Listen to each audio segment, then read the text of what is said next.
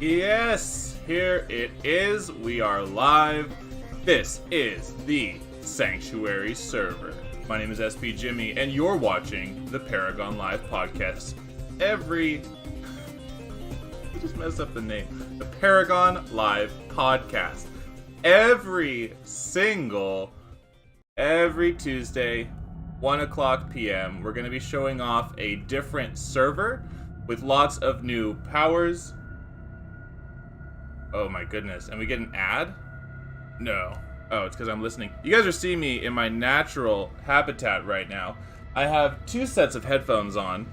I have multiple monitors and everything set up. There's this City of Heroes soundtrack, which is going on in the background. Oh, I didn't take an attack. This is going to be tough. I don't have damage at all on this character. I'm playing Speed Force, one of the many new power sets that I'm going to be showing to you guys today. And I'm going to take off one of my headphones. Hold on. I'm going to take off this one because I can hear myself. And I just wanted to make sure that everything was working. So let me know if you guys are finding this channel for the first time, or if you have been. I'm doing no damage and I'm going to die. No, get out of here.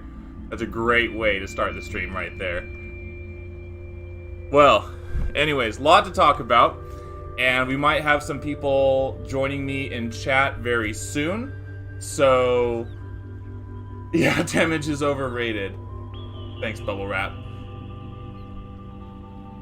We might have some people joining me very soon. You can see my effect from the Speed Force actually does stay. We'll be talking about all the different powers. There's Earth Blast, Earth Manipulation, Plant Armor, Illusion Armor, which this scrapper has, and Speed Force, which this scrapper has. So, this is my costume. This is Quicksylvia, and I left the power on auto. If I keep clicking that whirlwind ability, it's called Tunnel Vortex, it'll keep stacking over and over until you can't see me anymore, and I'm just a giant mess of whirlwinds like this, but with no costume. So I'm actually probably gonna leave that off for now and not use it again, because I think I still get the effects. Otherwise, you guys won't be able to see me.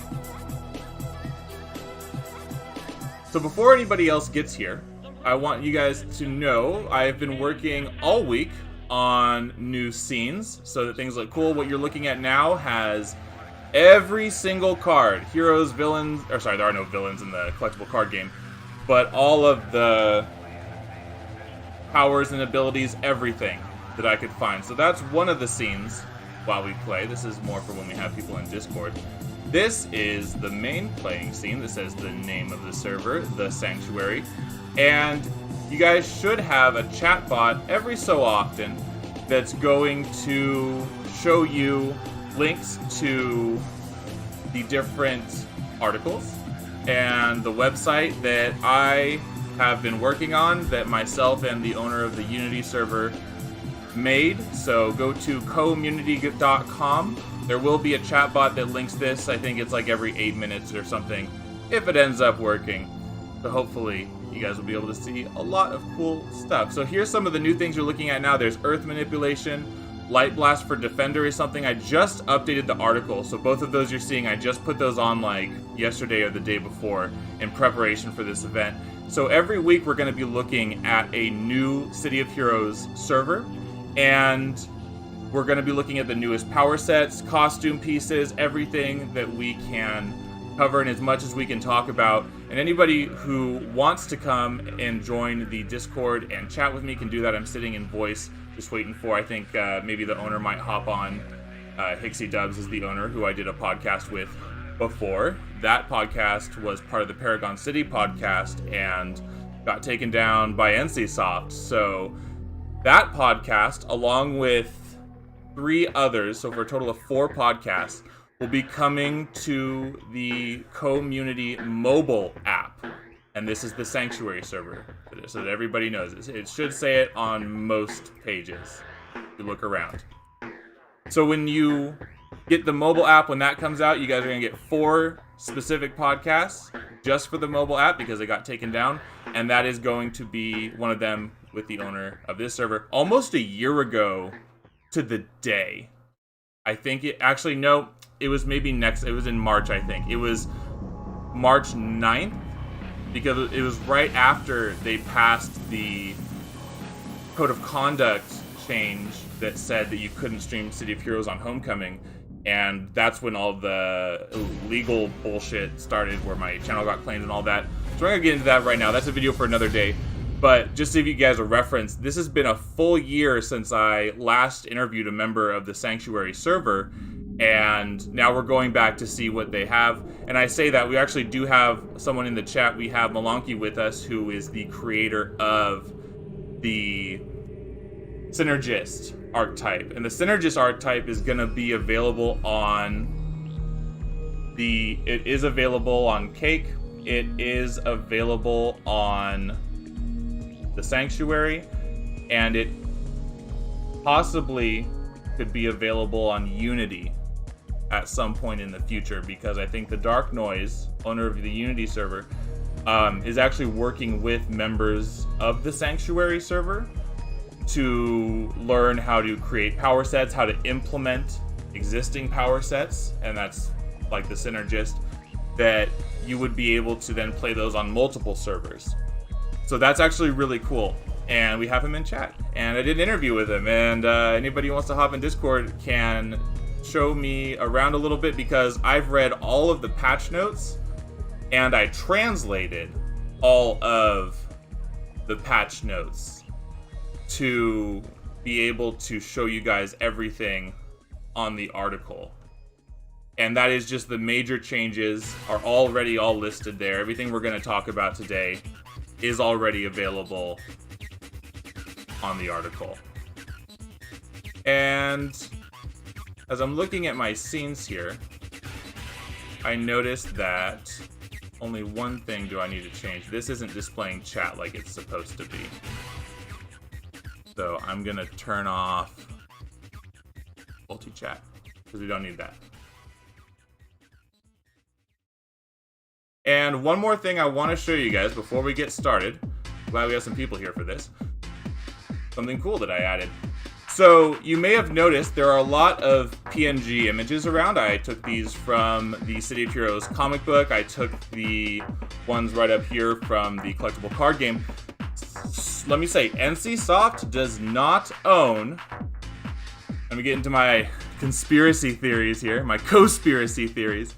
NCSoft does not own the rights to the comics, the art, or the collectible card game. So unless I use an image specifically from the game, which you could say Recluse and Statesman here are from promotional art from the game, but I cut them out enough, I'll get rid of them if I need to. This video might get taken down. That's always the threat with my videos and City of Heroes videos in general, is that they could be taken down at any point.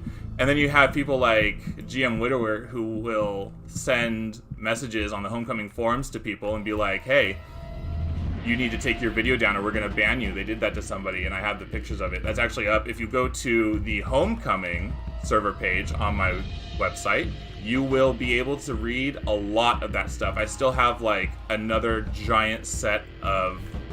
I need to claim some powers because I totally messed up. I should have taken the tier 1 ability here. Should have taken rapid strikes to deal damage. Claim all. I'll get Sands of Mu or whatever.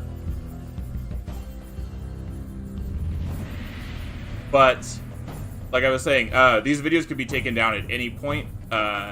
So, hey, there you go. And I mentioned this because I was speaking to some other streamers over the past few weeks since I've been doing live streams now, and I'm talking to other live streamers. And I just want people to know, like, there's always a threat that this stuff could be taken down, and it sucks. And I lost my channel for, like, a good couple months. So, just know that that's always a possibility. And it sucks that it's that way. But here we are. So, I like to focus on the alternative servers, which give us tons of new content that you guys are going to be seeing today.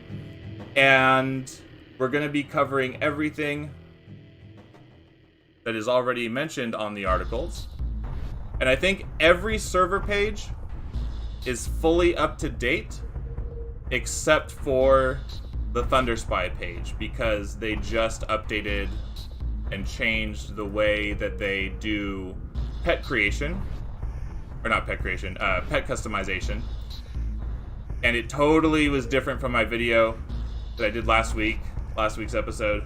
And I'm going to make a rebuttal to that soon enough, as well as uploading as much of the recorded footage that I already have as I can, because all this week I was working on getting this ready for you guys, and I wanted to give you a very well put together and organized showcasing of the powers, and not just me playing or going in blind.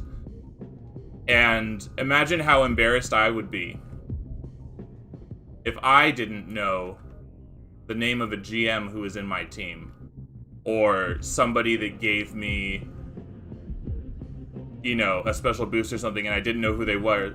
Usually when I play with people on the alternative servers, I know who they are, or they will introduce themselves and connect with me on Discord, which in that way, if you guys join my Discord or any of the Discords for the alternative servers, except Homecoming, because they banned me from their Discord for showing footage, so watch out for that too, they'll ban you on Discord.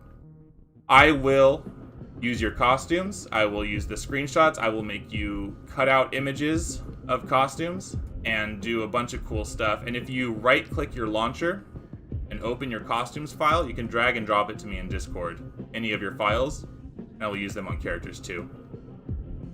That is always an option. And the last thing I want to show you guys before we dip out to character creation is, if anybody feels so inclined, you may deliver a tip to me, and if the bot doesn't want to post it, I will post it. But you get the mission complete sign. Message. You get your own message, your own custom message that will show up. And I have 15 extra PNGs specifically for message people donating. It only costs $1. You guys control me and my cat. You can say whatever you want. Tell me I'm an idiot. I don't care. But that's always an option, and it's a great way to support me and the community website and the projects that I'm working on, because up until like last week, I couldn't monetize. And you guys probably noticed because you saw an ad as you got in here, I have monetized. So, woohoo! I've made $2. I made $2, yes! I'm not in it for the money, but it does help because I've sunk a lot of cost into this, and this is what I want to do. And if I can, I will show you guys more often and spend as much time, more than I am already, working on this, but non-stop this week was I putting together the scenes and everything for you guys to see. So I'm going to go back to this original one, and I haven't even shown you the character creator scene, which you guys are going to be seeing next. So, as I swap over for a moment, you guys may enjoy the community article. And I am going to, actually, if you look in the description of the video, I think that the donation page is in there. And I'm going to link that to chat right now, just so that everybody has it, because the bots that I put together are not working. But this is just what I could get for us to be able to see.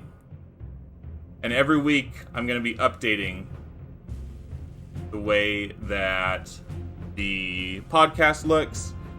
We'll get specific server owners. We will get people who worked on the power sets to join, and regular players, people who want to come and join the team and hang out with us. So make sure you guys check this description of this video.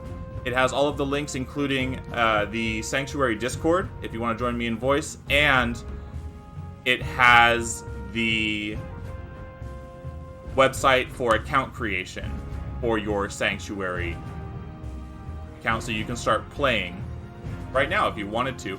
And any City of Heroes server that you play on, if you're using the same launcher, and by and large, you can use any launcher for any server, except for the latest Homecoming launcher is only Homecoming specific. But if you use Sweet Tea, for example, or Cream Soda, or Sunrise, or wine, to be able to emulate, to be able to run any of those. Or tequila, the original. You can just copy and paste the manifest of any server, which are on the specific server pages that I put together. It's very easy, along with all the downloads if you need the launcher and everything. It's right there. And you don't need to download City of Heroes again. You just need to download the base game once, and anytime you upload City of Heroes with a new server, you click validate, it's just going to get you the latest patch. Or if you already have the latest patch, it'll just validate that you have the latest files and make sure everything's running how it should. Super simple, doesn't take up very much extra space at all. And if you have a decent internet connection, it's like 5 minutes, and you're in a new server. And if you download Sweet Tea, all of the servers, well, not all of the servers, they're missing Asmodee and Victory, I believe. I can pull up, I have base Sweet Tea right here, so I'll look that up. They have CoX Sanctuary, they have the OroDev QA server, Rebirth, and the public test server for Rebirth, where Guardian is right now. They have Cake Evolution, and they have Unity. So they're missing Asmodee, and they're missing Victory. And it looks like Homecoming's not on the original list, which I think is funny. You can just put your manifest in there and it'll work. So I am now in the character creator. I love this scene. This is probably my favorite scene that I've put together so far. And I think we're just going to go down the list, and we'll talk about everything new, since I have refreshed myself on the patch notes as I was converting them to the community website. I will try really hard not to miss anything new. But if I miss anything, let me know in chat or hop in Discord and let me know. So, Wind Blast is on a few servers, or they might rename it as Elemental Blast. But Wind Blast has strong area of effect abilities. Not one of the newest ones. I've actually shown these on Twitter. So if you guys go to my Twitter, you will see the animations for a lot of the new powers. Not the newest ones like Earth Blast or Vision Blast might not be there, but many of the others are. I know that Poison Blast is actually going to be getting an animation rework, so we'll take a look at that in a moment and see what it looks like now so we can compare and contrast. We have a couple of P strings down here because they're reworking Prick Arrow. So they're doing some changes to that, so I think that's why the P string is there. This appears to be time manipulation or temporal manipulation. I'm going to say time because it says TM. And then it looks like we're getting maybe a thorn manipulation. It's different than plant manipulation by far because I see entangle, I see skewer, I see strangle, thorn burst. I have a sparkling smart water, which is disgusting, yet somehow the most tolerable of any sparkling water I have ever found. So you don't get quills with this. But this isn't even on the community website yet because I don't have the information about what to name it. And I don't know if... These look like icons they might be keeping for now. But I don't know if they might be changing those soon. But we will look. Maybe we can look at these and see. We'll do poison and what I'm assuming is thorn manipulation. Oh yeah, it is like toxic vomit. Mass contagion. I do see some extra effect there, so maybe you shoot water beam towards them. I probably won't actually play poison manipulate or poison blast until they make the new animations for it. These look pretty good. I'd like to see more vomiting. More vomit is good, as opposed to that, which is, I think, the same as in Venom. More vomits would be good. But yeah, it looks nice. So blasters, it looks like, are going to be getting a form of thorns unless this is a placeholder and it's going somewhere else. So I don't know entirely. It looks like it would fit for a blaster. Good amount of melee. Binds, that's good. Or cloud, okay. It's not plant manipulation. Plant manipulation is different, isn't it? Plant manipulation has Wild Fortress. Is it the same as plant manipulation? Okay. So we have... Yes, it is. I haven't played on Homecoming in like a year and a half. I haven't played there since October 2019. So I think they're the only one with plant manipulation up until now. But it looks like the Sanctuary is going to be getting that. This is time manipulation, which you would also usually only find on Homecoming. Thunderspy has temporal manipulation, but it's a bit different. And then Tactical Arrow. A rework to Tactical Arrow to make it better. And we do also now have Earth Manipulation. So let me grab Earth Blast. There's also Vision Blast, but we'll look at Earth Blast first. This would be an Earth Blaster. You have Stone Spears, Lava Blast. And you can change these. You can actually make them look like lava. Or some other stuff. So we'll see what the color tintables are.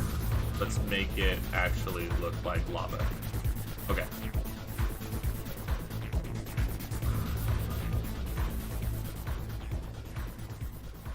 Shards of Stone. That looks cool.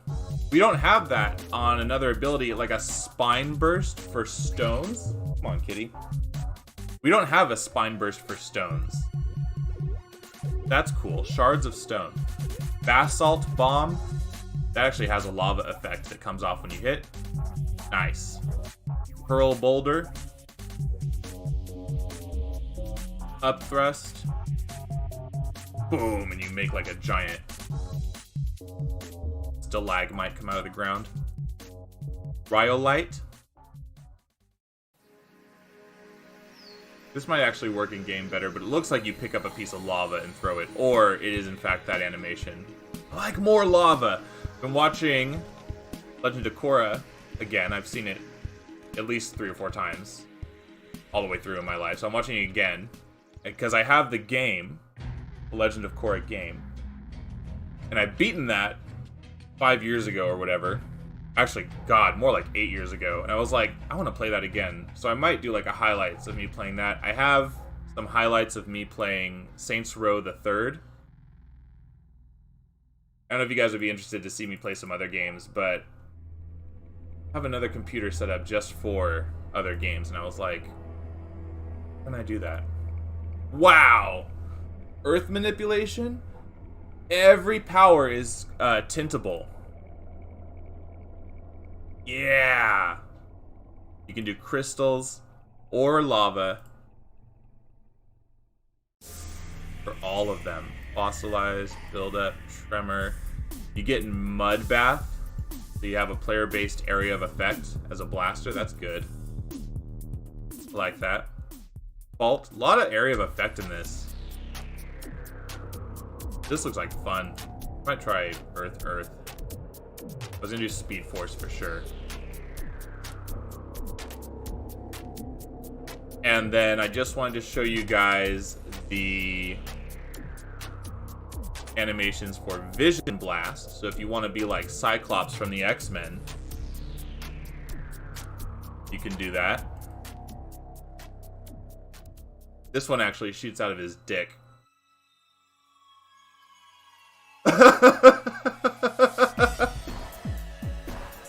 Best power set ever. Right there. I love it. You could even...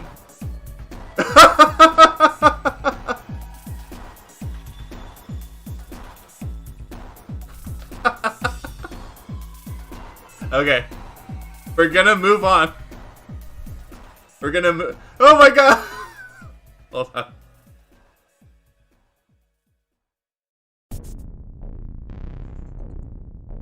Whoa, solar wave.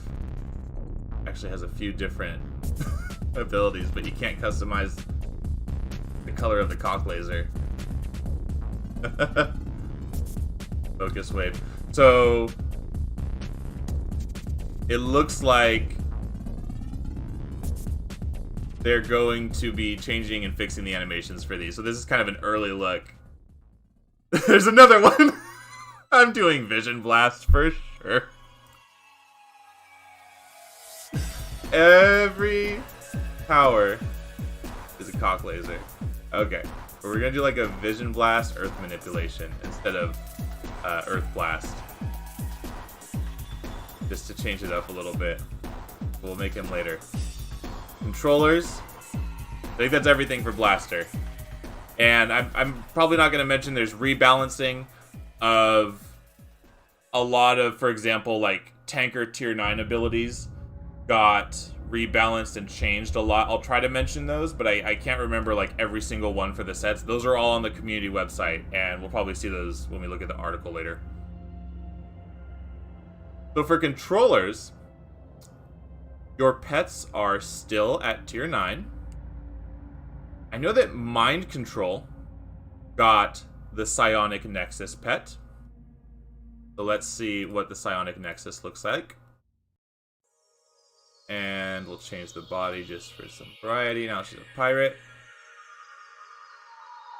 And I think they adjusted how telekinesis works too. It's all in the article, along with many other adjustments to existing power sets. Psionic Control, which I just added to the article as well. This gives you an ability that you stack, and you give them a migraine. It's called...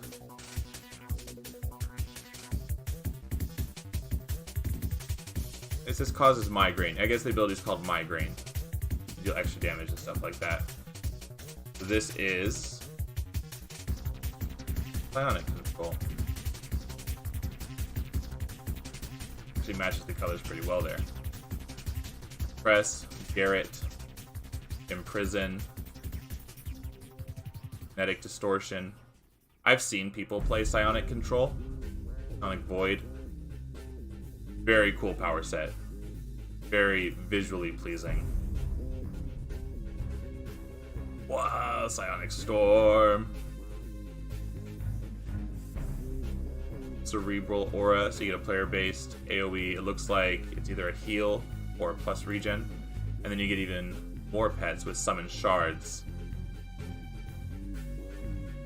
Little dudes running out to help you. Smaller than Imps, looks like.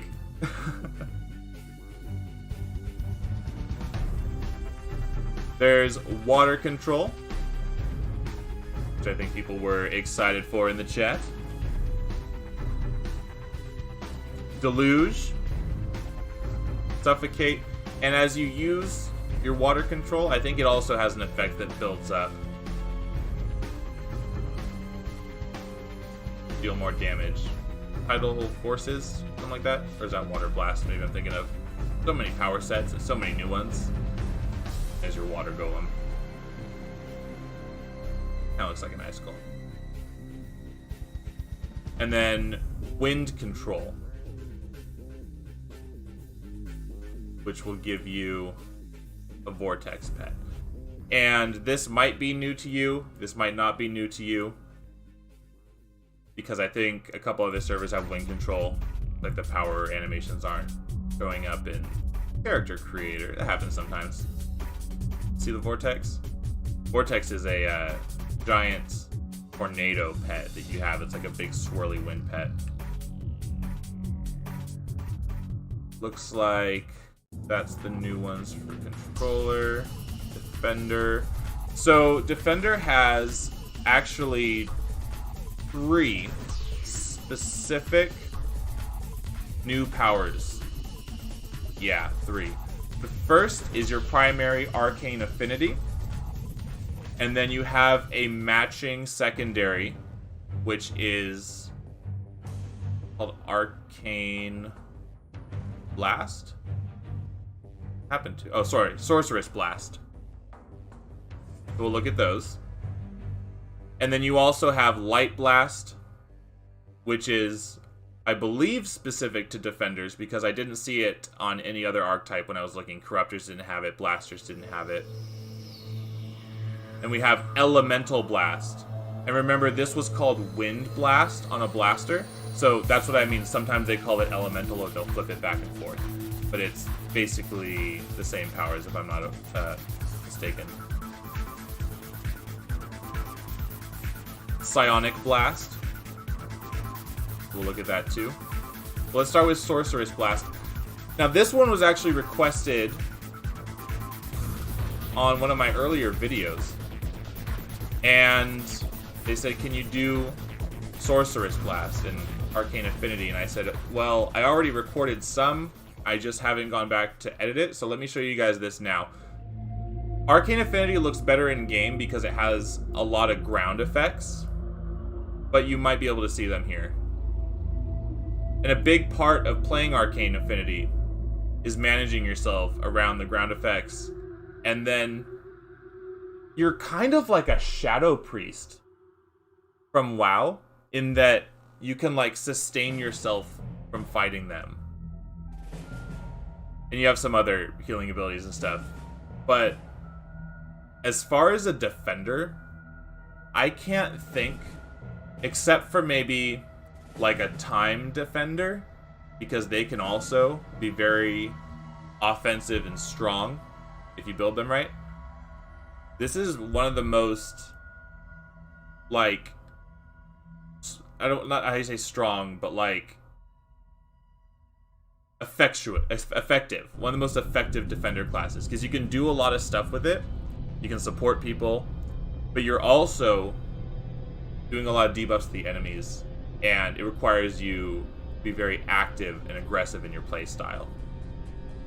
Versus Force Field or Sonic Resonance, basically like anything besides time, I would imagine, or maybe Poison, like a Poison Defender.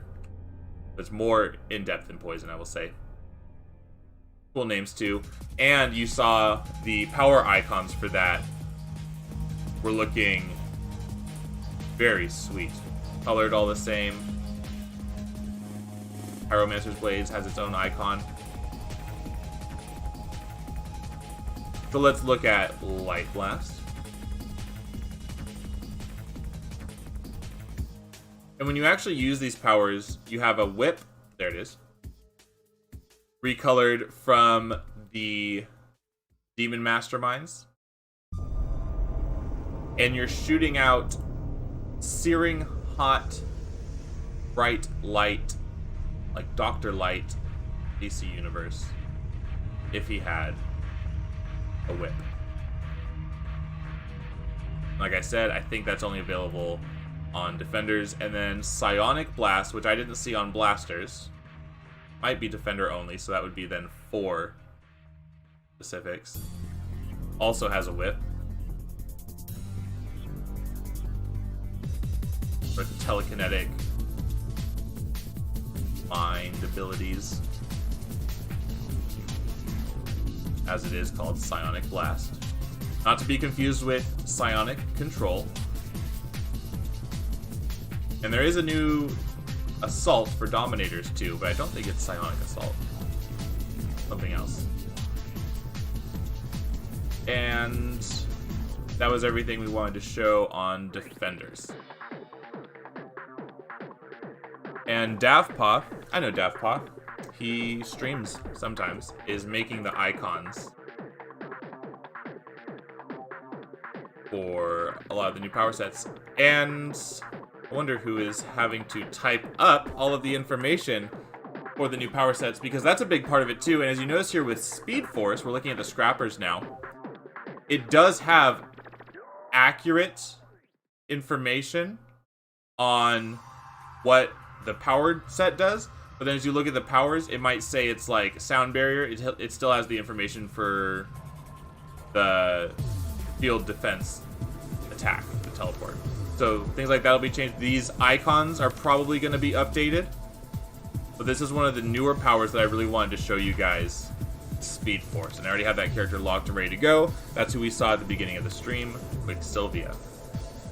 Scrappers also have Stone Melee ported over. Scrappers have Energy Melee.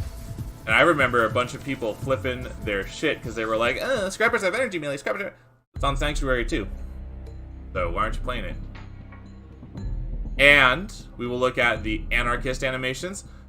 The icons for this were working before, but they changed the tier 9 ability to Molotov Cocktail. It used to be a like electric handshake, a joy buzzer, because the Anarchist class is based on the Joker in the DC universe.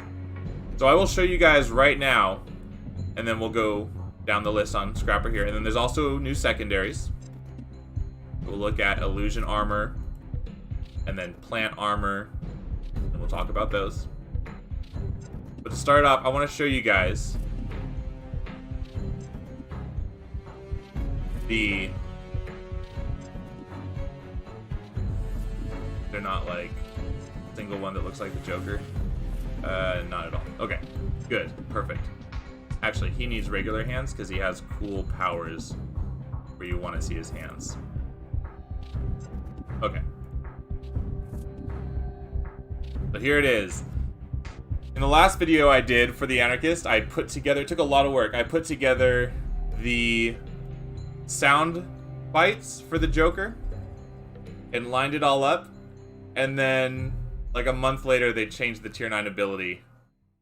So that video is now wrong, but you get dual pistols for a couple of powers, a lead pipe, sledgehammer, a knife.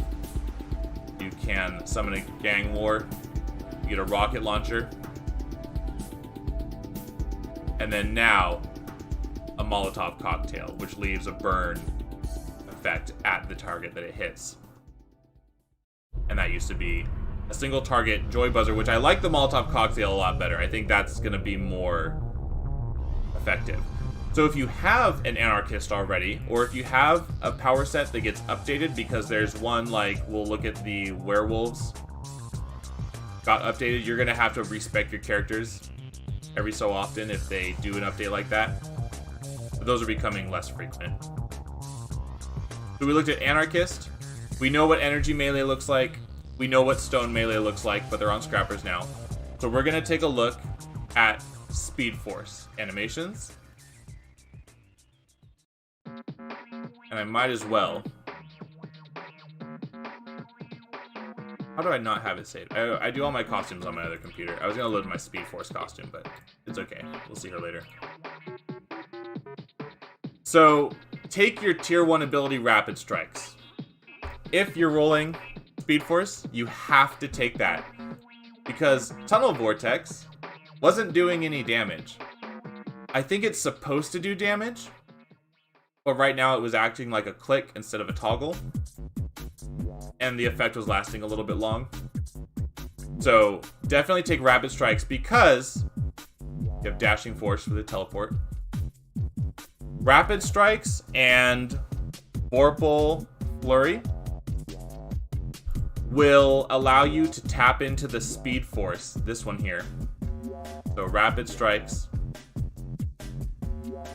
which I like the use of Flurry there. I want to see more Flurry from the Speed power set. Nobody ever takes that versus Hasten. And Vorpal Flurry will give you an increased run speed. I think it automatically refreshes the recharge on some of your abilities. And it's very helpful. So I'm going to make sure I take Rapid Strike as my next one. Level 2 now. Sound Barrier, so a second teleport, or even more, actually a third teleport. 4 teleports. No, Vorpal Flurry is a area of effect. There's 3 teleports. Sound Barrier, Speed Conduit, and Dashing Force. Which, I think Dashing Force, I forget, that's not from Street Fighting, is it? Or maybe it's from something. I recognize the animation, but I don't know what that's exactly from. But I know that Sound Barrier is essentially Shield Charge, and Speed Conduit is your version of Lightning Strike. which are both teleport abilities, which I guess give the illusion that you're super speeding around. And we'll see how that looks on my character as I get some levels and some powers on them. Now, taking a look at the secondary abilities. If I can get my display to work. We also have illusion armor and plant armor. Now, these are not the end-all be-all of armor sets for the game, because tankers and I think brutes get some other armors. Illusion armor is only for scrappers. Plant armor is for scrappers, tankers, and brutes. So we'll look at both of them. But for illusion armor, maybe you were in the carnival. Maybe you have some illusion training. You get luminous barrier, mirror shield, hallucination aura, superior invisibility. Of course, if you're illusion, you need invisibility. Astral form, ethereal, so you get some more armors, illusion-based armors. Induced horror, like you're kind of like a spectral terror almost. Maybe not a pet that stays there, but it does induce horror in that area around it with a different animation. Mask of weakness and mask of, what is that word? Vitiation? Mask of vitiation? Vitiation? I don't think I've ever seen that word before. Mask of vitiation. And these ones definitely have the information at the bottom. Each one of them tells you exactly what it does. The illusion of light protects you. Smashing and lethal. Mirror shield does energy and negative. If you're causing illusions, become a focus point of the netherworld for negative energy seep from your body that will continuously damage all foes in melee range. Hallucination aura. You can read through all of them. Let's see what the masks are. Oh, and then there's something. Is there extra powers? Oh, I can scroll down. There's two more. Mask of feebleness, and then supernatural visage. So there's actually like 10 or 11 powers here. Ethereal, induced horror. Create a horrifying visions with the mind of your target and those around them. The foes are held in fear as bleeding wounds manifest on their bodies. When the vision ends, the target suffers reduced regeneration, recovery, and recharge rate. Wow! Illusion armor for the win. That is on my Speed Force character, so we'll get to try some of these. Mask of weakness. Invoke the power of the strong man's mask of weakness, draining your opponent's strength and reducing their damage and accuracy. Mask of Visitization will invoke the power of the ring mistress's mask, thus has drained your vitality and some endurance, as well as reduced defense, HP, regeneration, and endurance recovery. So you do minus defense, minus regen, and minus recovery on your target. Mask of Feebleness, reducing the power of your foes, reducing their recharge and resistance. Supernatural Visage, you channel the supernatural power to manifest yourself into a visage of pure power. Because it's an illusion of power, this only lasts for 30 seconds. You can use this to revive yourself back from the dead. Yes, I need that all the time. While alive, you can gain a boost to your damage, recharge, and heal at a much faster rate. Okay. And we looked at those, so let's look at the plant armor animations. I would imagine you are nature's blessing in disguise. Yeah, these also have all of the information, all text. Fine grip, or emanation, nature's grasp, photosynthesis, so it gives you plus endurance. It looks like pheromones, entangling aura. Pheromones is a cool name for a power. Actually neat. I just wanted to go back to that for a minute. Fine burst, rebirth, so you get a self-resurrection power, always useful. I say that, I don't know if you guys were here in the first like 2 minutes of the stream, but I was on a Speed Force / illusion scrapper and I died almost immediately because I didn't have any abilities that dealt damage. And that was Scrapper. Now we're going to be looking at the Tanker.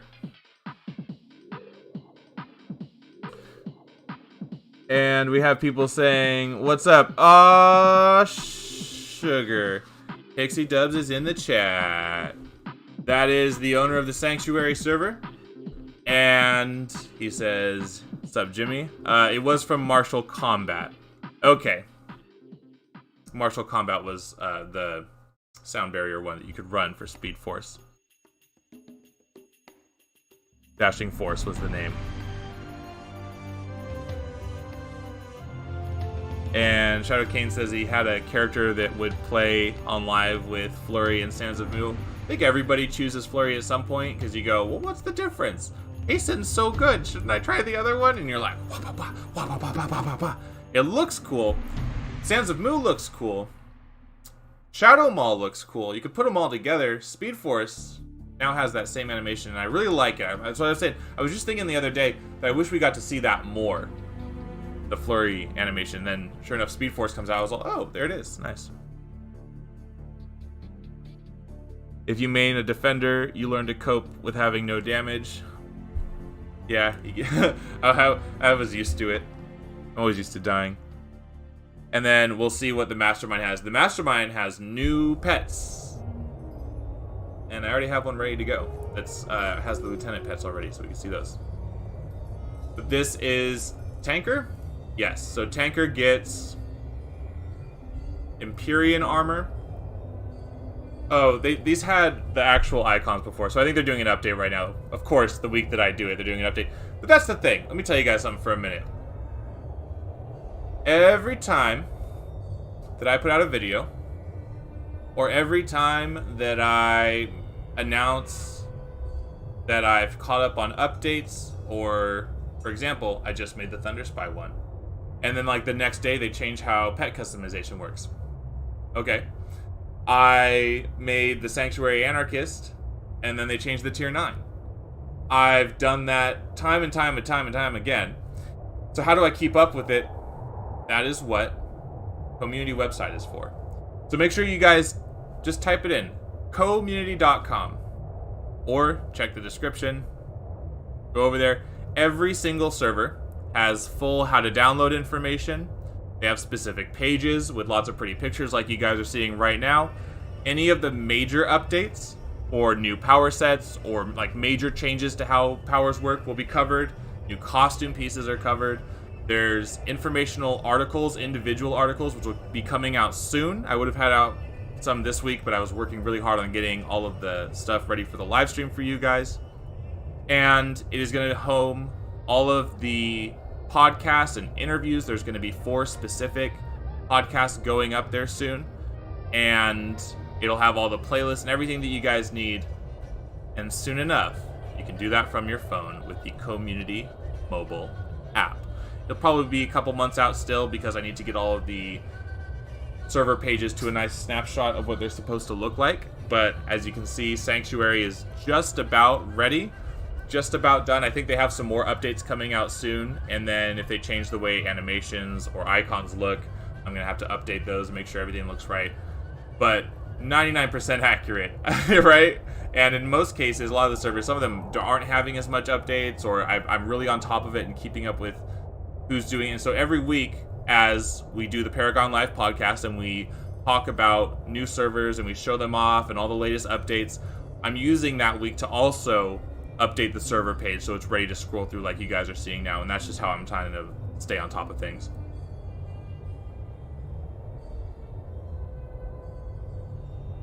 Okay. And that's all I wanted to say about that.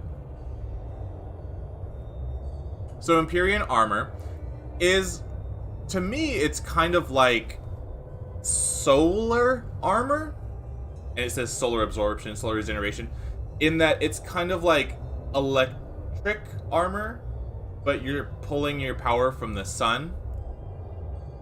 At least that's how I interpreted it. So let's look at that. And then there's also some new secondary powers I'll show you guys. Data state, solar regeneration. So kind of like electric armor mixed with regen. And you can actually see, before they change the icons back, where these powers are more from. So like solar absorption is kind of a form of consume. But with that, you actually are getting adjustments to the powers, even if they are based on that original model. And you'll get like different effects, different animations sometimes. Psionic armor. And then they also have plant armor, which we saw in Scrappers, and it looks the same. But we'll look at psionic armor, and actually see 2 locations for psionic armor right now, and 2 for Empyrean armor. That's probably because they're doing an update right now. But we are cutting edge. As soon as it happens, we're showing it to you guys. And then we're going to look at absolute strength, which I'm also very excited about. Did I not pick my power?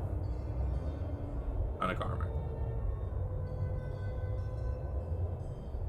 In these before, they do look like kind of like purplish version of bio armor, but you do get effects like psychic roar. That's something you would see on, what's the blaster one called? Not mind manipulation, sonic manipulation. Maybe on Dominator. Awakening, so it looks like another self-res, or maybe it's a res on an ally. I think that's a self-res. Mental conditioning.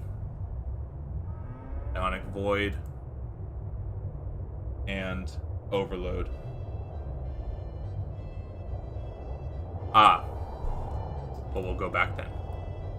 So, yeah, I said Empyrean armor is like solar armor, in that like you would absorb your power from the sun. That is what Superman does. And that is the basis of the absolute strength power set, is that it is also Superman's powers. I made a video about, similar to how I did the Anarchist one with the Joker, but I did Bizarro, so you guys should check that one out. And in that, it was the absolute strength animations, and it had, I don't have my Bizarro costume here. I might have him created, actually. I'll show you it. I'll show you his costume, because I played him before. But these are the animations for that. So it's like super strength, but you also get like the breath, the freezing breath. You get heat vision. So there you are. Super breath. Taunt. Shattering uppercut. Solar vision blast. Player-based area of effect. Enrage. Heat vision, which is a cone. Actually looks very good in game. And then infinite mass punch. Down, down, and away! While I'm thinking about him, let me show you guys him.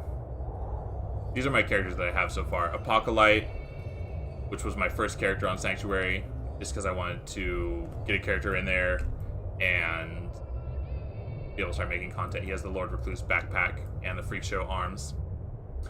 Drew Blood. This is my Arcane Affinity / Sorceress Blast Fender.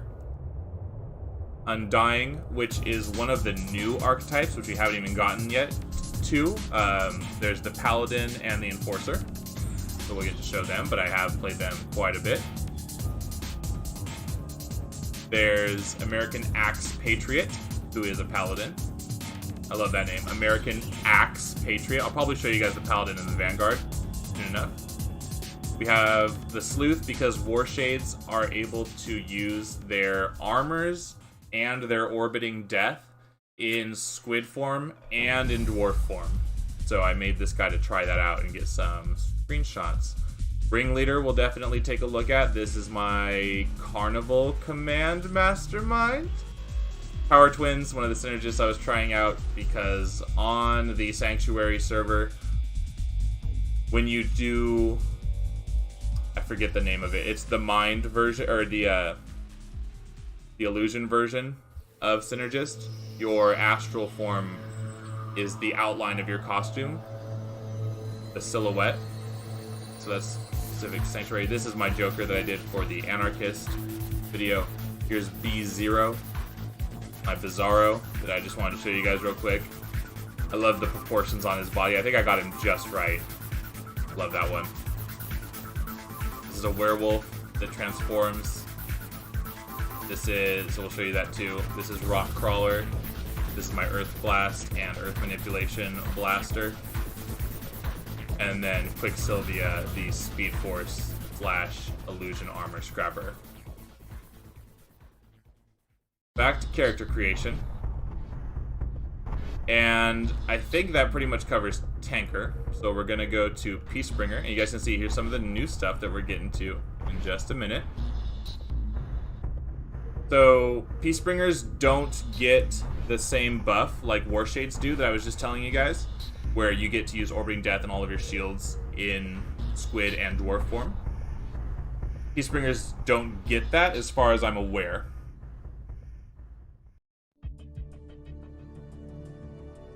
People want to see Carnival Command. Let's skip ahead to Mastermind. Let's take a little detour, because Enforcer and Paladin are at the bottom too. Let's look at Masterminds for just a second. And then we'll come back to, we'll start at Sentinel, and we'll work our way down. For Masterminds, you have Carnival Command and Clockwork Assembly. You also have Knights, which are available on the Thunderspy Gaming server as well. So we will take a look at these because you might not have seen them. And so you have 3 new primaries for Masterminds. And I don't think you get a new secondary. Yeah, it's the normal secondaries. Okay.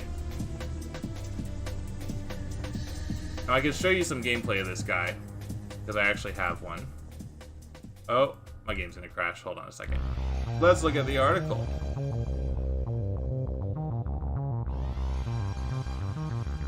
I had to be careful with that. Every so often, and this is part of the update too, if you take a Halloween costume piece, so when I was clicking random, I thought that might happen. I must have accidentally hit a Halloween costume piece, and then it just caused a little error for a second, because they're doing an update and moving things around. So, I'm just logging back in for a minute, but you guys can enjoy the look of the community website. That's why we have so many different scenes to look at. Keep us busy. Just about back in here now. Character creation. I'm just gonna be real careful with that from now on. We were looking at... it's all weird now. We were looking at Masterminds. Unlock Masterminds. I need to revalidate for a second, because that happens sometimes.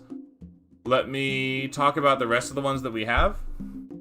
And in the background, I'm going to revalidate my client and then switch it. So, Sentinel, which is from the I-25 servers. So, Unity has it, Homecoming has it. A couple other servers are getting it now and porting over either the direct version or their own, because this also has Elemental Blast available, so that is Sanctuary specific. It also has Light Blast and Psionic Blast. Okay, so those were not just Defender specific. Sentinels can have those too. But we've seen the animations for all of those already.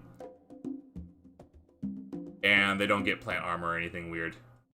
Just the straight Sentinels that you guys are probably used to.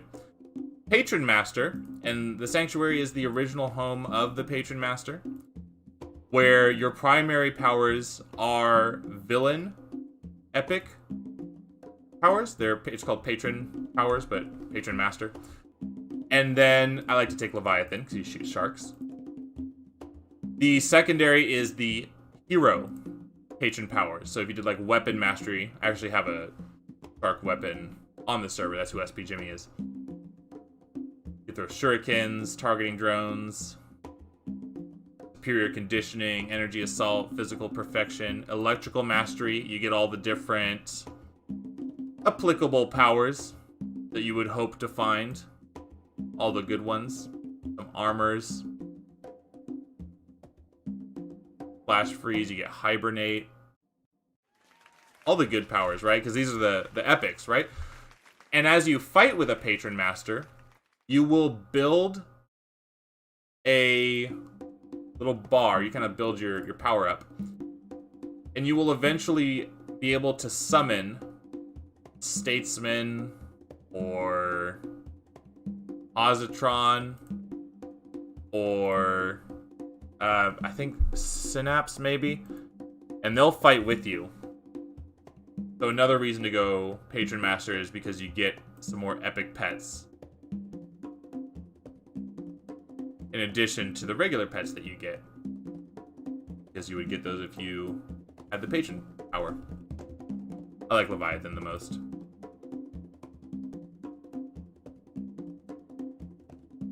Then there is Synergist. Now, the creator of the Synergist class is in chat with us right now. And we're talking about, yes, this is the Sanctuary server. Actually, oh, I left it in the wrong one. There you go. I had it in the wrong scene. That's what I get for not having dual monitors yet. Next week, dual monitors. This is the Patron Master that we were looking at. Spirit Sharks. Spirit Shark God. You guys get the idea. Now, the Synergist class was created by Ian. It was created by Malonky here in chat with us. And he says, we got a bunch of stuff on Sanctuary. Stick around to find out more. We accidentally removed a costume piece when we rolled back a broken holiday update that will also be fixed in the patch. And tell me about the Paladin. We're getting to those. Paladin Enforcer, and then I'm going to show you a good gameplay of the Paladin Enforcer. I have them at level like 50 and 41 ready to go. So I did a whole video about the Synergist, whole interview with the power set creator.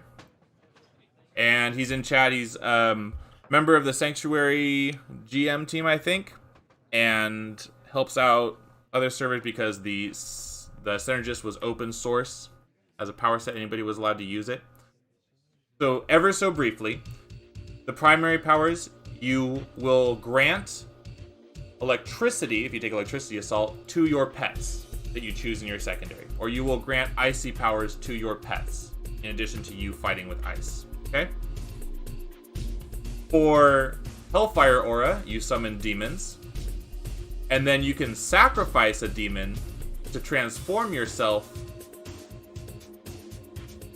into an even bigger Circle of Thorns demon. So the entire Synergist class is about which combination you choose, because they're very different. For example, with Mental Projection was the name the astral form works with. With Natural Instinct, you summon a dire wolf, and you can essentially kill your wolf and become a giant werewolf yourself. Or Robotics, you have an assault bot, and your tier 9 ability is you get in the assault bot, so your pet disappears, and you gain access to, in every powers tier 9, you gain access to like the pet's powers that they would have. So you get like the cone beams for the assault rifle, right? If you do Super Serum, You don't kill your pet. You have a commando, and then you give them this injection, and then you and your commando will become this big Hydra butt monster here. So you both run around as the Hydra. If you do streetwise, you don't kill your pet. You get a ton of extra pets, and you don't transform, you call everybody. So you just get like an extra gang war ability. And your pets, more of your pets will benefit with streetwise from your fiery assault. More of them will get fire attacks. Or thorny assault. More of them will get thorns protruding from their body. And I can say the wolf does work with thorns. Everything works with thorns. The demon works with thorns. Everything works and shows animations the way that it should. The only one that I noticed that was off was the wolf for Natural Instinct. If you have someone who like swings a stone hammer or like an ice sword, it'll just do the explosive effect. Your wolf won't actually swing a sword or a hammer. That's the only one. But everything else works well. All your demons will hold everything. Synergist is a lot of fun. And like I said, this is an open source power set, so this may also be coming to the Unity server, because the Sanctuary server and the owner of the Unity server are sort of working together to expand their horizons a little bit. Very nice. We are all one community of players. Looking at Brute, I think that we are good on Brute, because I already covered it. Psionic melee is for brutes. Brutes have spines. Yeah.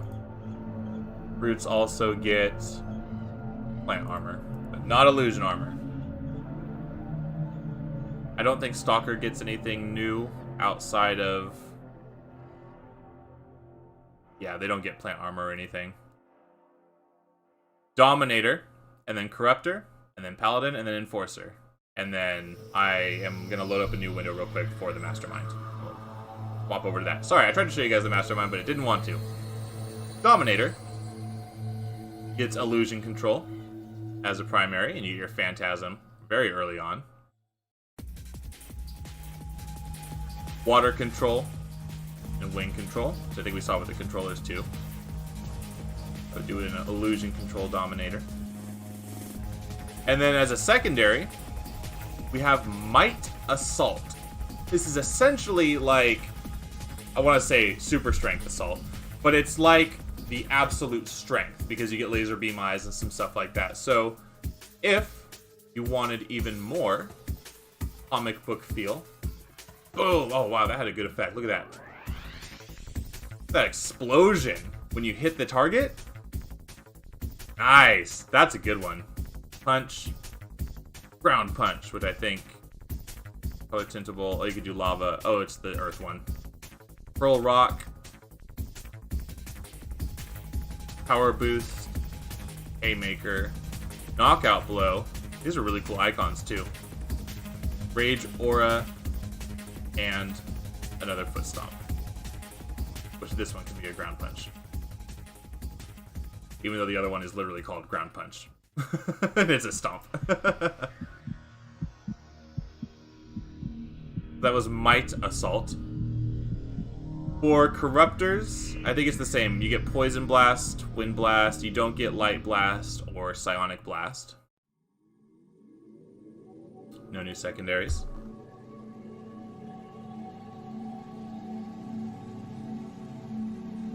And I see we have some more people joining us in chat.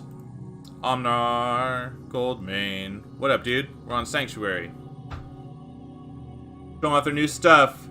Here's the new stuff. The Paladin and the Enforcer. So, I have to not get these mixed up in my head. Let me get this correct. And tell me if I'm wrong. Actually, you know what we're going to do? We're going to do something cool. We are going to go to the Sanctuary article that I wrote. We're going to read about them together. Because this is what you should be doing when when you go, I don't know about a class, or I don't know about a server, what am I supposed to be doing? Hope this doesn't hurt you guys' eyes. Display! The sanctuary. Okay, hopefully you can see this. The Paladin archetype. You stay in front of the lines of battle for as long as you can.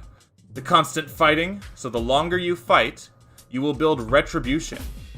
An inherent which increases the effectiveness of your secondary abilities over time. And what happens with the Paladin is, I think, between the Paladin and then the Enforcer. The Enforcer, with almost no armor to protect you, the Enforcer is able to reach incredible resistance and defense in extended combat situations.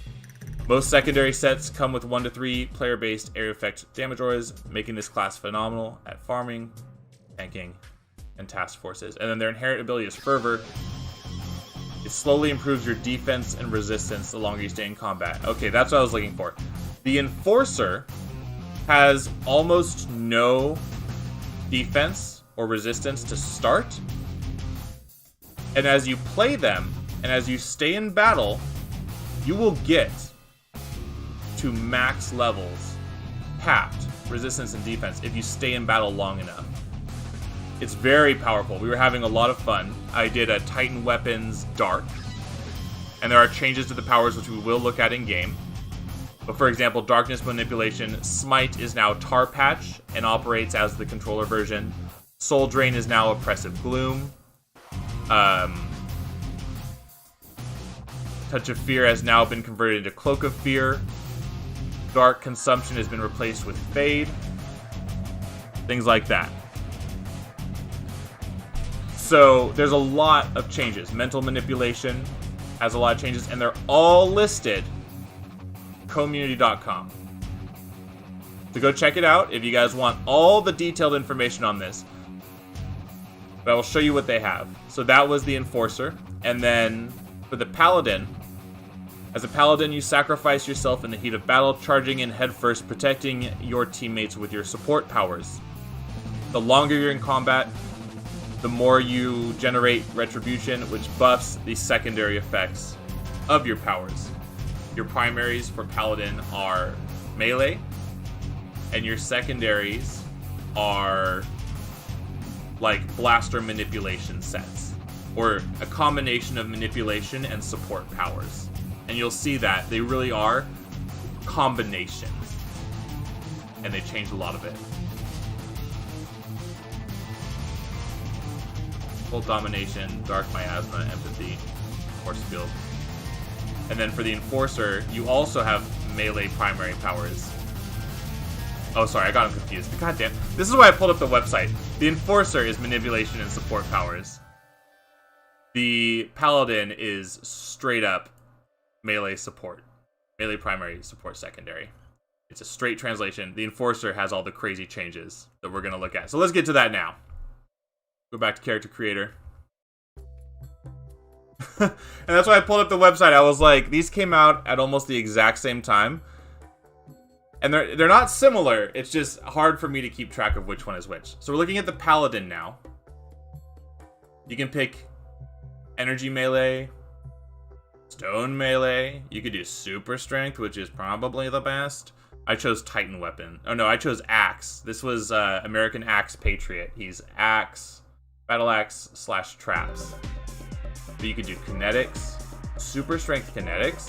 Oh, that'd be so good. Can you have spines? No spines.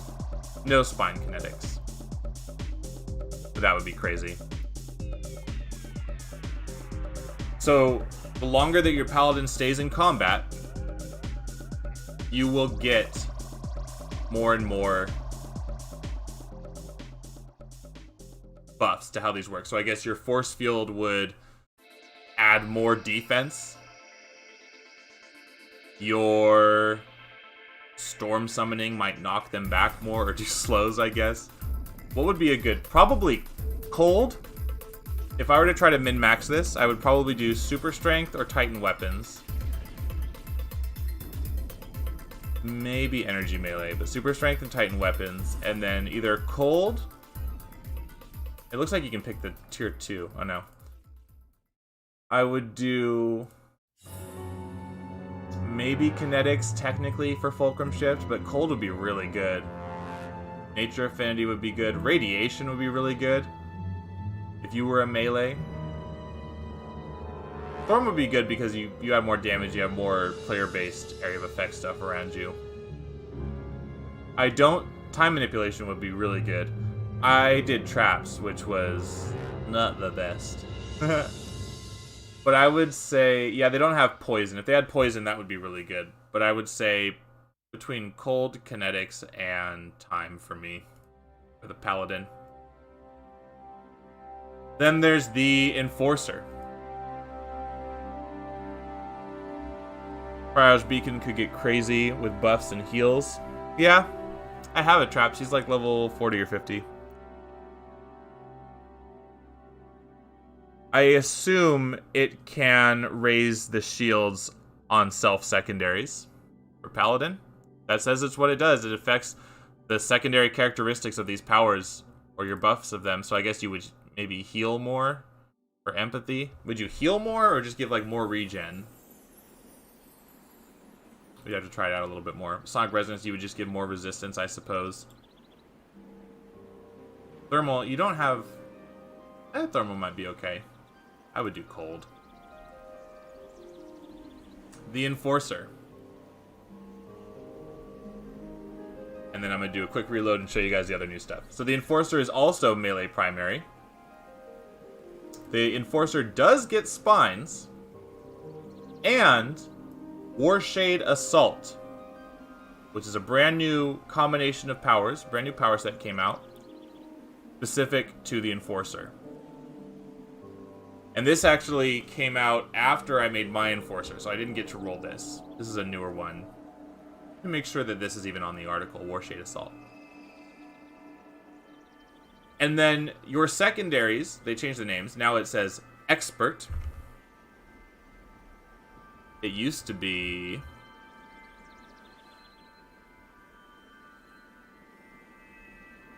it doesn't say. I thought I had it on the website. Oh well.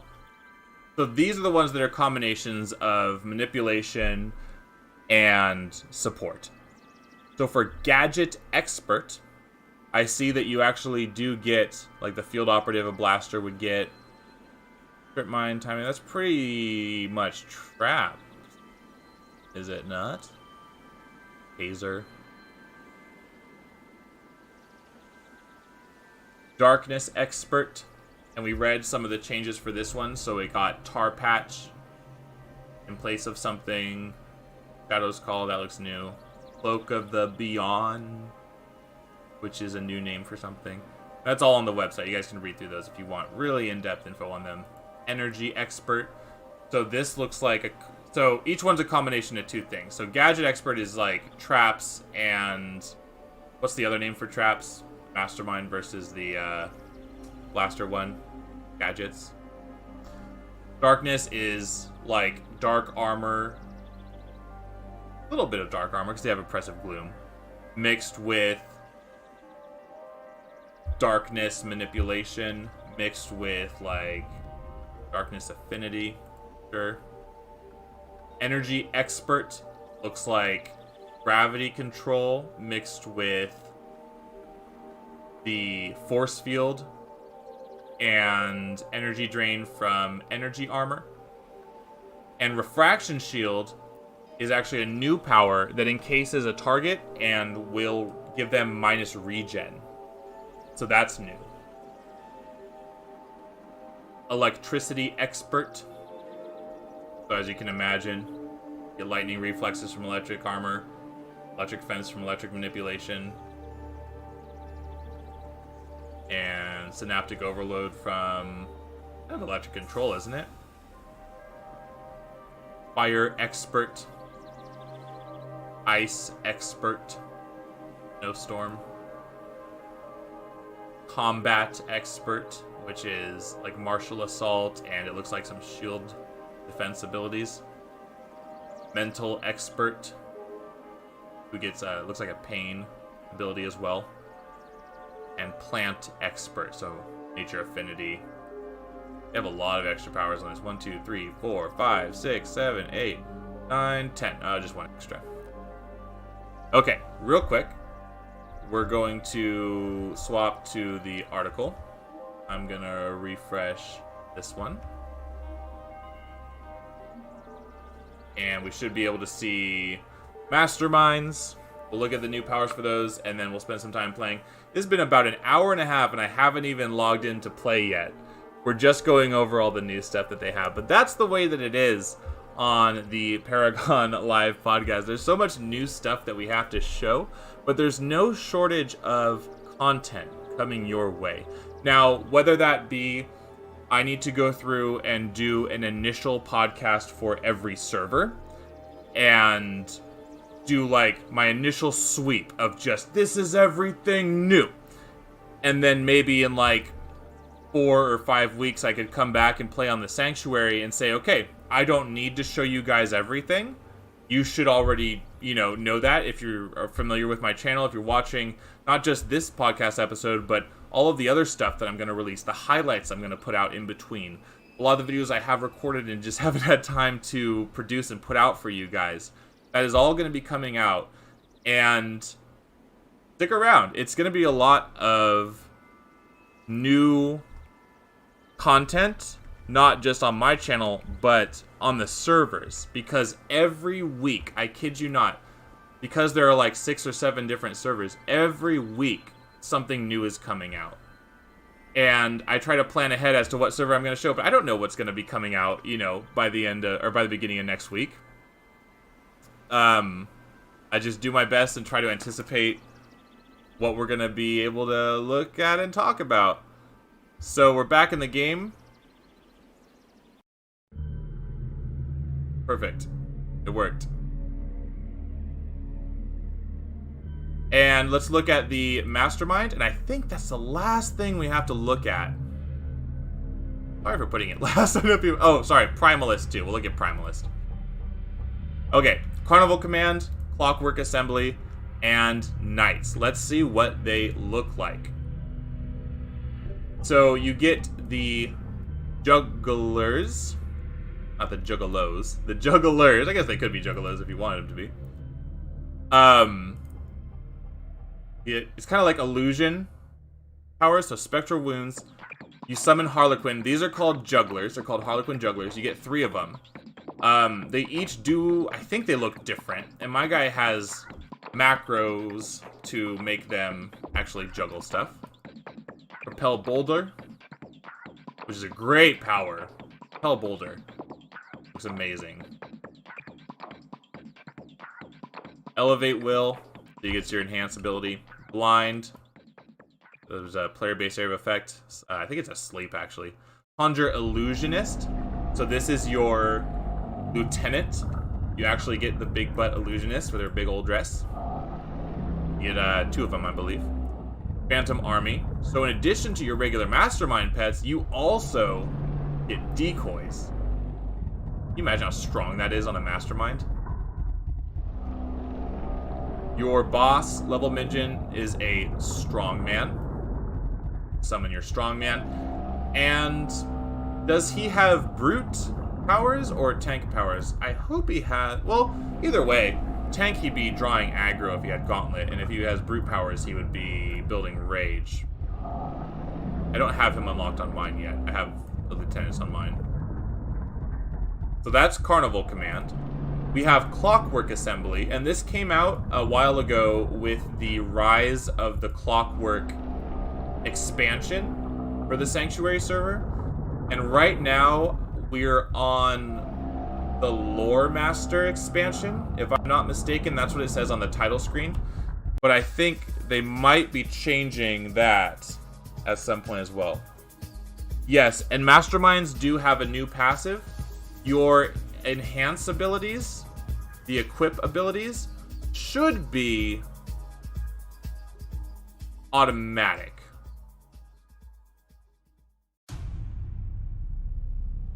It looks like they changed the P strings, so they probably are automatic now. It looks like Carnival Command and Clockwork Assembly, it's still saying I have to click it. but that might just be because those ones are newer and they're still in the middle of the update right now. But if you guys are watching this, you're getting the first look, early access. I've been holding off on showing Sanctuary because Hixie told me that they were going to have another bunch of updates soon, and he was like, well, there's no point in showing it now because it's all going to change and there's going to be so much new stuff. Like, looking at the archetypes, I don't even see the werewolf right now, which I wanted to show you guys, and I rolled a werewolf, but it looks like they pulled that back for some more testing. So we'll have to circle back and try it. Maybe that'll be the focus of the next time I come to Sanctuary, is we'll play whatever we don't get to look at today. So for Clockwork Assembly, you get Lightning Bolt. Assemble your dukes. Put up your dukes. So your minions are actually the lieutenant level of the Clockwork Pet, not the little guys. These are the dukes. Yeah, those are lieutenant level if I'm not mistaken. Right on. Tesla Cage. That's good on a Mastermind and a complete hold. Equip Psionic Tornado. Assemble Princes. This is for your lieutenant version. And Mike Rock is in chat. Hello. What up, dude? Hello. We're just looking at Masterminds here, and then I'm gonna hop in the game and play a little bit. But for your lieutenants, the Prince is actually huge. Whoa. He has a good sized frame. I would assume you get 2 of those. Repairing facility, so if they stay in the area, it becomes like a little repair field for them. Clockwork Lord, which is an even, oh my god, that's like Paladin almost. Who is that? Paladin's bigger. That is a huge crusher right there. Look at that gigantic weapon on his left arm. Clockwork Lord. He looks great. So a bunch of big clockworks, not the little ones. Do you get oscillating drones? I would hope so. I wonder if you get the ones that fly. I don't have a clockwork guy specifically. It's out. I have mine out in Atlas Park. Oh yeah, I'll keep on him because I'll be there in a minute. I'm gonna hop on my carnival command after this, and then we'll put them up next to each other. And then just to look at knights real quick. So you have a battle axe. You have Call Archer, so your minions each have a bow. And you get 3 of them. Dash, Equip Knights, Whirling Axe for a player-based area of effect. Call Men at Arms. This guy has a shield when you equip him. And I want to say he has an axe too. Rally Militia, so you actually do call, depending on the amount of enemies around you, if there's more enemies around you and you hit Rally the Militia, you will summon more. If you only have like 2 or 3 enemies, you'll summon less. You want to use that in big groups. And then Call Knight, which is your big, awesome dude. Yeah, he also has a shield. And a cape. And then you can upgrade him even further. Okay. And with that, because I don't see Werewolf right now, and like I said, that might be back by the next time we cover Sanctuary, I'm going to log in, and I should be at Atlas Park too, and let's look at those Mastermind pets next to each other. Over to Ringleader. The King of Carnival Command.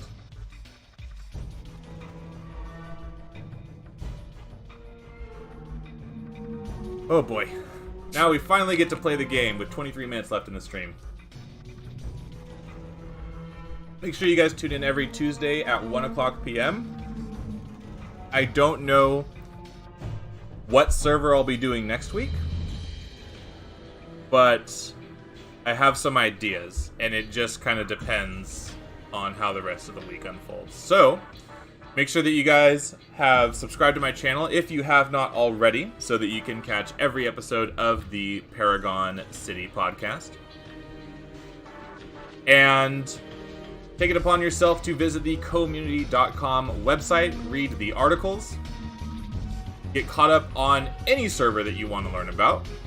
But if you want to learn specifically about Sanctuary to come play here, everything you would need to get started is in the description below the video. And now, we finally get to look at a different scene with character creation. Oh boy! This is exactly what I wanted. Yes. And this is the Sanctuary server. Those are your pets. Salsa. Yep. So that must be you. Yep. You're a Clockwork. Your pets, actually, I see, it looks like they're getting the same upgrade effects that the robotic minions would get. In the glowing red eyes around the face, the weapon on the arm, same with your Cannon Prince and Clockwork Lord. You get the same effects. That Clockwork Lord is actually getting the effects of... I want to say that's the Protector bot. That's not the Assault bot. If it was the Assault bot, he would have big brass knuckles. Oh, he does. It is Assault bot. Those will pop up, I bet. Does he get the big shoulders? The big rocket launchers? Probably does. Very cool. So I was expecting an oscillator, but that makes sense. Oh, look at that. It's the repair facility.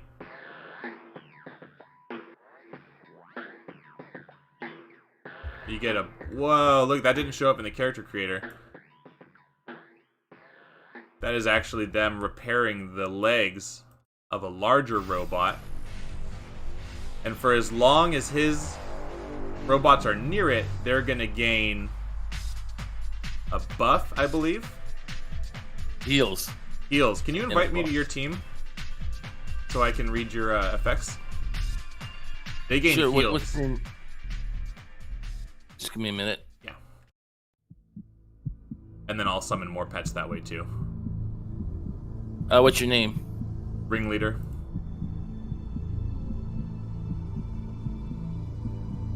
The guy right next to you. Okay. Clockwork Force Field you are. And it says your Clockwork repair facility is... Yeah, your equip and upgrade are automatic powers. I can see that.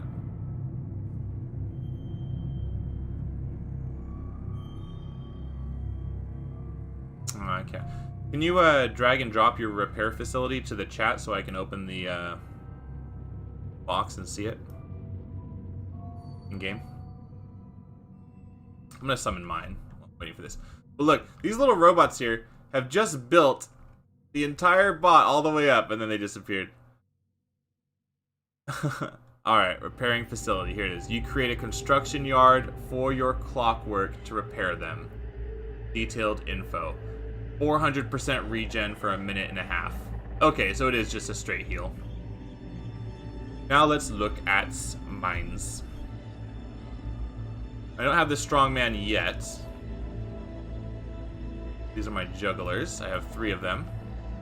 And then this is 2 illusionists. And what we do is line up. And then we make the money for the carnival as it passes by. And this is all I do on this guy, is I'll stand by Atlas and have him promote the carnival.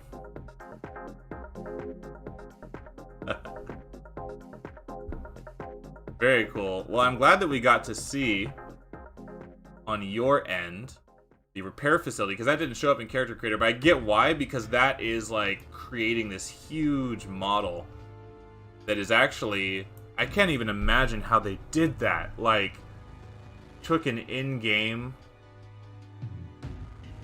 animation movement of a repair facility and then added it. That's so cool. That takes so much work.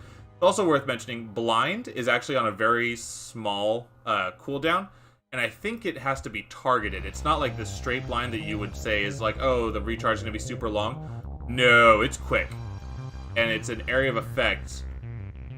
Hold / sleep. It's very strong. So definitely take blind. So these are the two, I would say, the two main new Mastermind pet classes.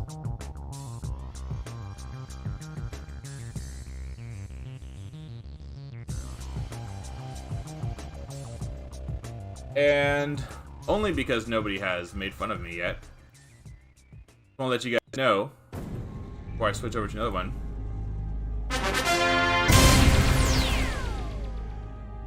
message.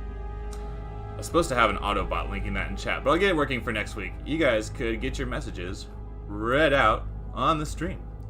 And that'll be in all future streams, along with other interesting bells and whistles. Look, somebody else just rolled the Clockwork Countess. Somebody just rolled a Mastermind while we were streaming here. I guess it's starting to catch. Oh, Clockwork, Force Field. Alright, you guys have the same build.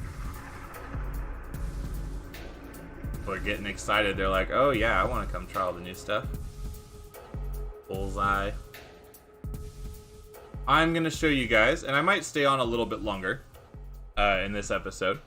I'm going to show you guys the Paladin and the Enforcer. We'll do a little bit of gameplay. We'll team up with some of the people hanging out around Atlas. And you guys will get a good idea about them.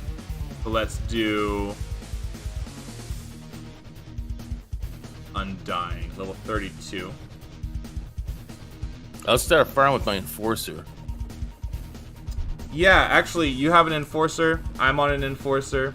Let's start a farm and just see what that looks like, and I'll open up the defense and resistance combat attributes, and we'll see how quickly they stack. And then if you want to stay on him, I'll switch to a Paladin after that, and then hop in so we can quick footage of that.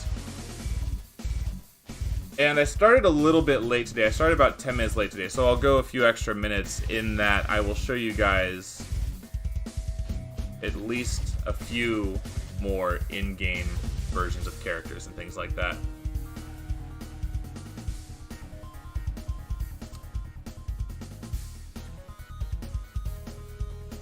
And hopefully,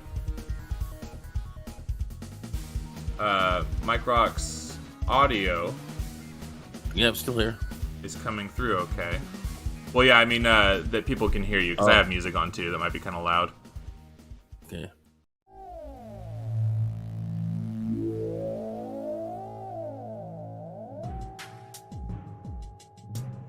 Okay.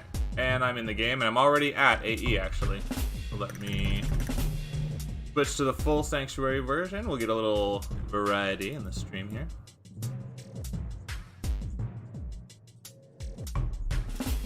So my base damage resistance and defense are 0 right now.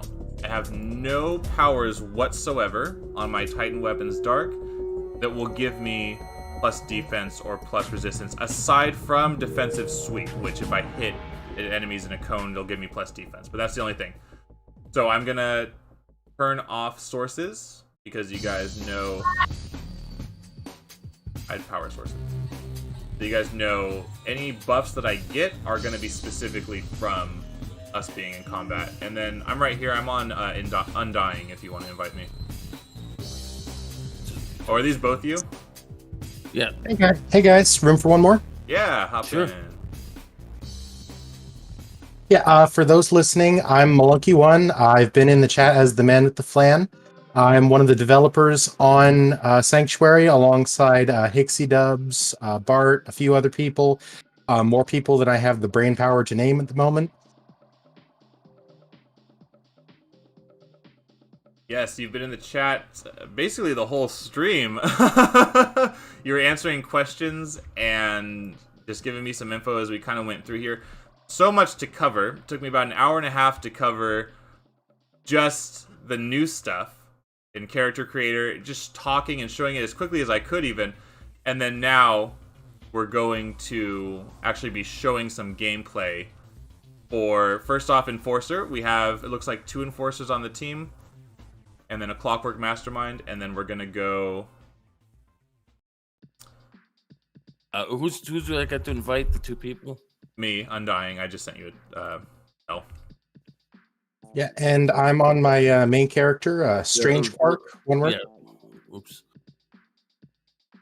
Sorry, No worries.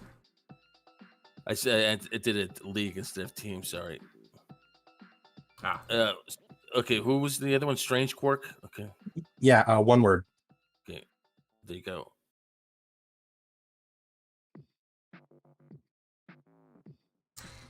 And people in chat can let me know. Make sure the audio is okay, because we got more people in voice. I still have the music on, but it should be lower behind the voices, and I hope we can hear everybody. I can hear you guys, so I assume it works. Oh, we got a bunch of people. Got a blaster coming. So I'll probably hang out for, like, the first half of this mission, or quarter of it, and then I'll switch to another tune, and then you guys can invite me, and then I'll come back in, and that way we'll get to see different play styles and animations. Yeah. Let me see if I can pull up the chat on my screen just so I can still see it here. Because I'm still going to answer people's questions while we're playing, if that's okay. Yep, of course. Map.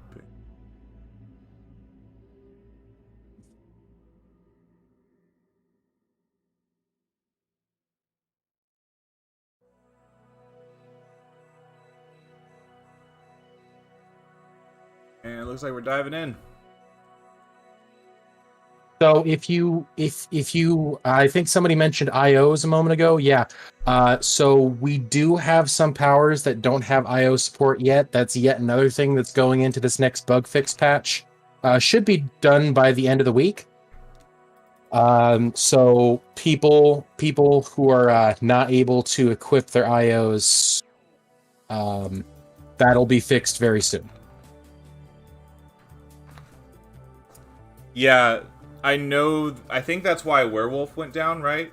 Was because there was something with the enhancements, and they, even when I made it, they were like, "You shouldn't be making this yet." They're like, "What are you doing?" I was like, "Oh, I just wanted to get some screenshots," and they were like, "You might not want to do that yet." Yeah. But I think that'll be the next big thing that I show is when Werewolf comes out. I'm excited for that. You transform into a werewolf, like full on. And what else do you do? I get. Oh, you had like savage attacks and stuff. I saw. Okay, we're loaded the game now. Yeah, we were in kind of an awkward spot with bugs and content for a bit, just because we had a snag with getting all of our data in order. But we've got that out of the way, so now we're really focused on getting things fixed and updated at a reasonable pace here. I've noticed a lot of updates, fast updates, and things where I was looking back when I updated the article, I was like, wait a minute, I didn't have Vision Blast on there already? Wait a minute, I didn't have Light Blast for Defenders, and a couple other things that I had to go back and add again that I thought I had already done. I was like, man, these guys are just pumping out content. I thought I was in a good place with Sanctuary, and I was like, oh no, this is like the server I'm probably most behind, because so much has come out recently. Yep, we got to keep you on your toes there. Yep, and like I was saying earlier, every time I show something, it changes the next week.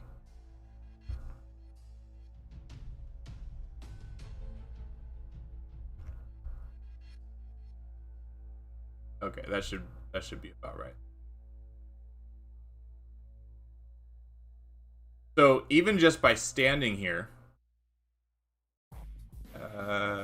where do I put these? Over here. We'll cover this guy. I'll put it right there. So, just from standing here, I'm up to 7% defense, down to 3%. Let's see if I'm in combat a little bit longer. Oh, I used defensive sweep. That's going to boost me. Almost up to 20%. And I think it's worth mentioning, since we're in AE, Sanctuary just toned down AE experience. It used to be at 10 times, and I think now it's at 5 times experience. But it's still pretty good. Just trying to keep my momentum up. Now my resistance from 0% when we started the fight and when I entered here is now up to 80%. My defense is at about 40 to 57%. 38 to 57%.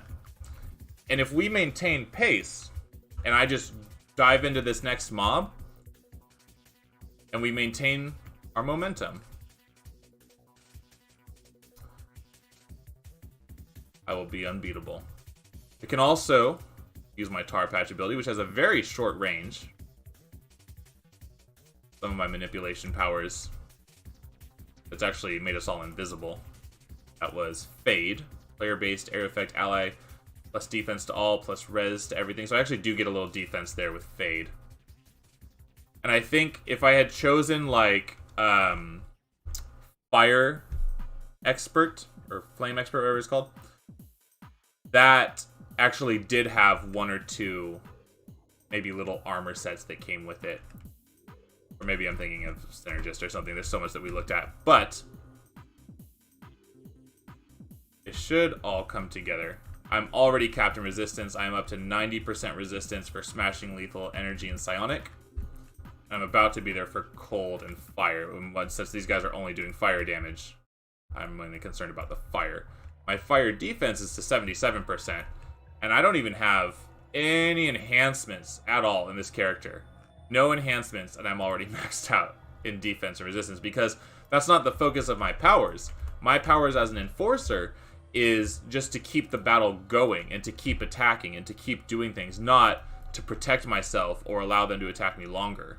I am capped out in everything now. All resistance.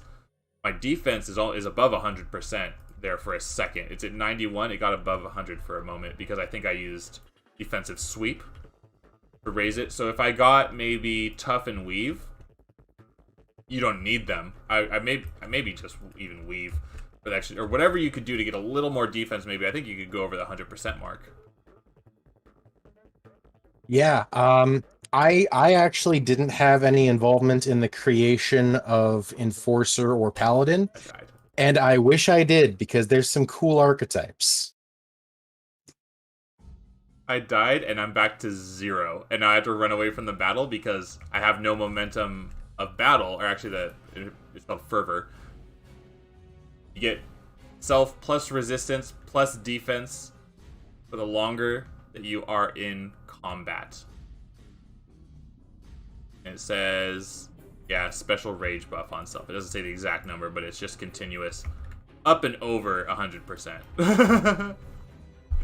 Actually, it feels like Fervor didn't go above 100%. My defensive sweep pushed it above 100% when I was already at like 91.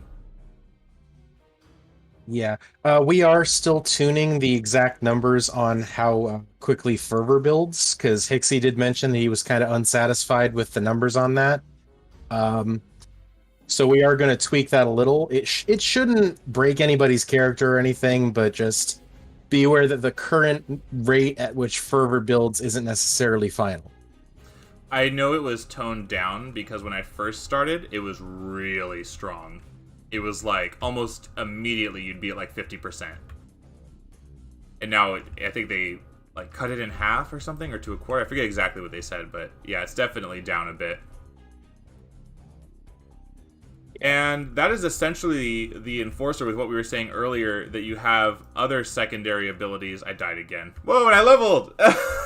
Look at the timing. The Undying! Speaking of levels, I don't know if you mentioned this, but Sanctuary does have veteran levels in place. Okay. So when you get to level 50, you can over-level your character. And I think... for Salsa, from Mike Rock, it says Sanctuary Initiate 93. Is that the you're talking about? Yeah, that's exactly what I mean. I'm at Initiate 37 right now. Who are you on? Strange Quark. I'm the blaster. Okay. I see you.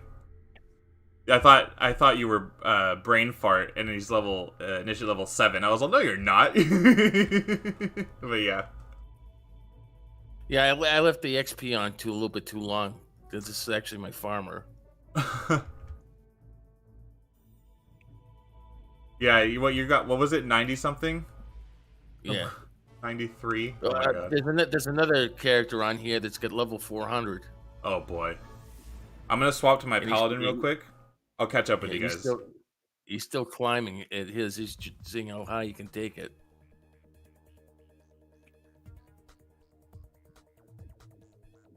That's cool. I know that everybody has a different flavor for City of Heroes that they're looking for. And it just feels like the Sanctuary, from my perspective, has never needed my help in getting players. It never needed my help in getting people. Like I said, like people were already playing here when I started playing on the Sanctuary. When I first interviewed Hixie and we did sort of the announcement for the Sanctuary, he already had people that were playing there, and since then has gotten a bunch of streamers around fairly often. So like Omnar Goldmane, who is in chat, and a good friend of mine, he's saying he's going to stream the Sanctuary tonight at, what did it say, 7 p.m. So I'll be gone by then. But there's going to be another stream. That'll be on Twitch with Omnar Goldmane and then Big John. I think Big John, doesn't he stream to YouTube? He might do Twitch too. You guys can link your Twitches in the chat if people want to go see those. There'll be even more coverage of the Sanctuary server very soon. I need an invite. I'm on American Axe Patriot. I forget, is Salsa leader? Yeah. Okay, I'm gonna send you a tell, and then I think I can just teleport to the AE there. You can invite me while I'm in Ricky Warzone, I believe, right? Yeah, it shouldn't matter.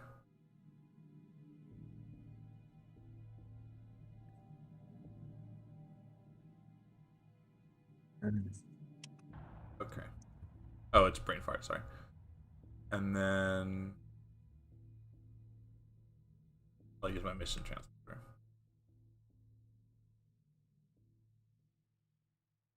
Oop, I'm getting a little lag. There you go. Okay, now it's gonna work.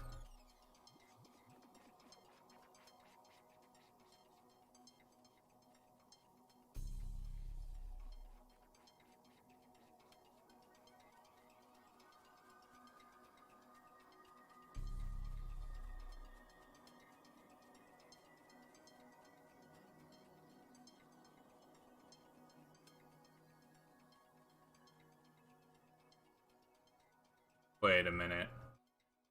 Let's use a Pocket D transporter. Oh, that was the VIP pass. This is the mission transporter. For some reason, Yep. the Pocket D pass had the icon of my mission transporter, and they looked the same with the teleport. And then it took me to Pocket D, and I was like, wait a minute. They have this. And hang on, I can bring you back to Atlas real quick. I'm there. I just teleported. Oh, okay. Or not. I can't teleport to that mission? God damn it. I gotta run to Atlas then. No, just stay where you are. Okay. Yeah, import me. Gonna yeet me across the server? Thank God. That's the person. Oh, he ended up in the middle of Hammy. Oh no, he's in the middle of Hammy. Oh boy. That should have teleported you to Atlas. Yep, there. Oh, I'm seeing it now on the video. Okay. Yep, it's loading. You're just gonna pop out of a random door because that's just how that console command works. It's all good. I appreciate it. It saves me running through doors and like 4 doors and then King's Row, and I wasn't gonna deal with it. I was like, who's closer? Who could I switch to that's a little bit closer?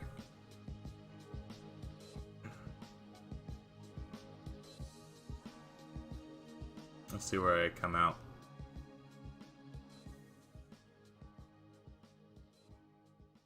Have him come out the blimp so he falls to his.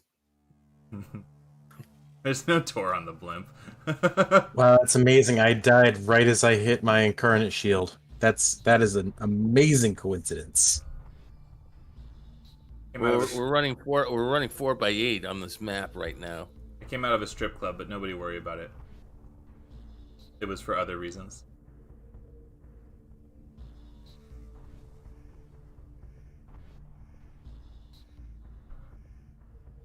Okay, I am. Because Jimmy wanted to show off the power sets, so I said, okay, let's go on a map that's really hard, but straight lines so you can see all the power sets. Yeah. Okay, I'm here now. I'm a Paladin. American Axe Patriot.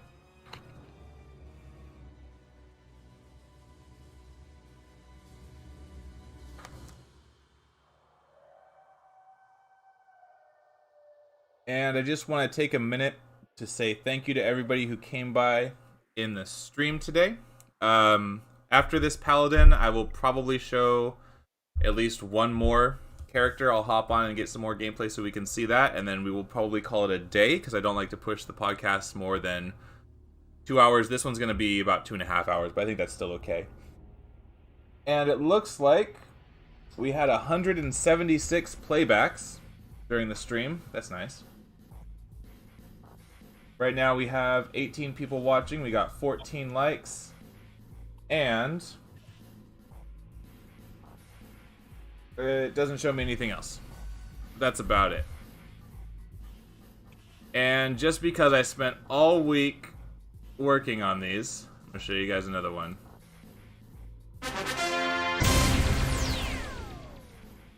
Those are cool. Message. A lot of new stuff will be coming out. Working all week long. Days in, days out. Any free moments that I have, I'm sending pictures to and from with my editors, with my Discord. I'm updating the articles, trying to read the patch notes for everything, and then get ready for the next week.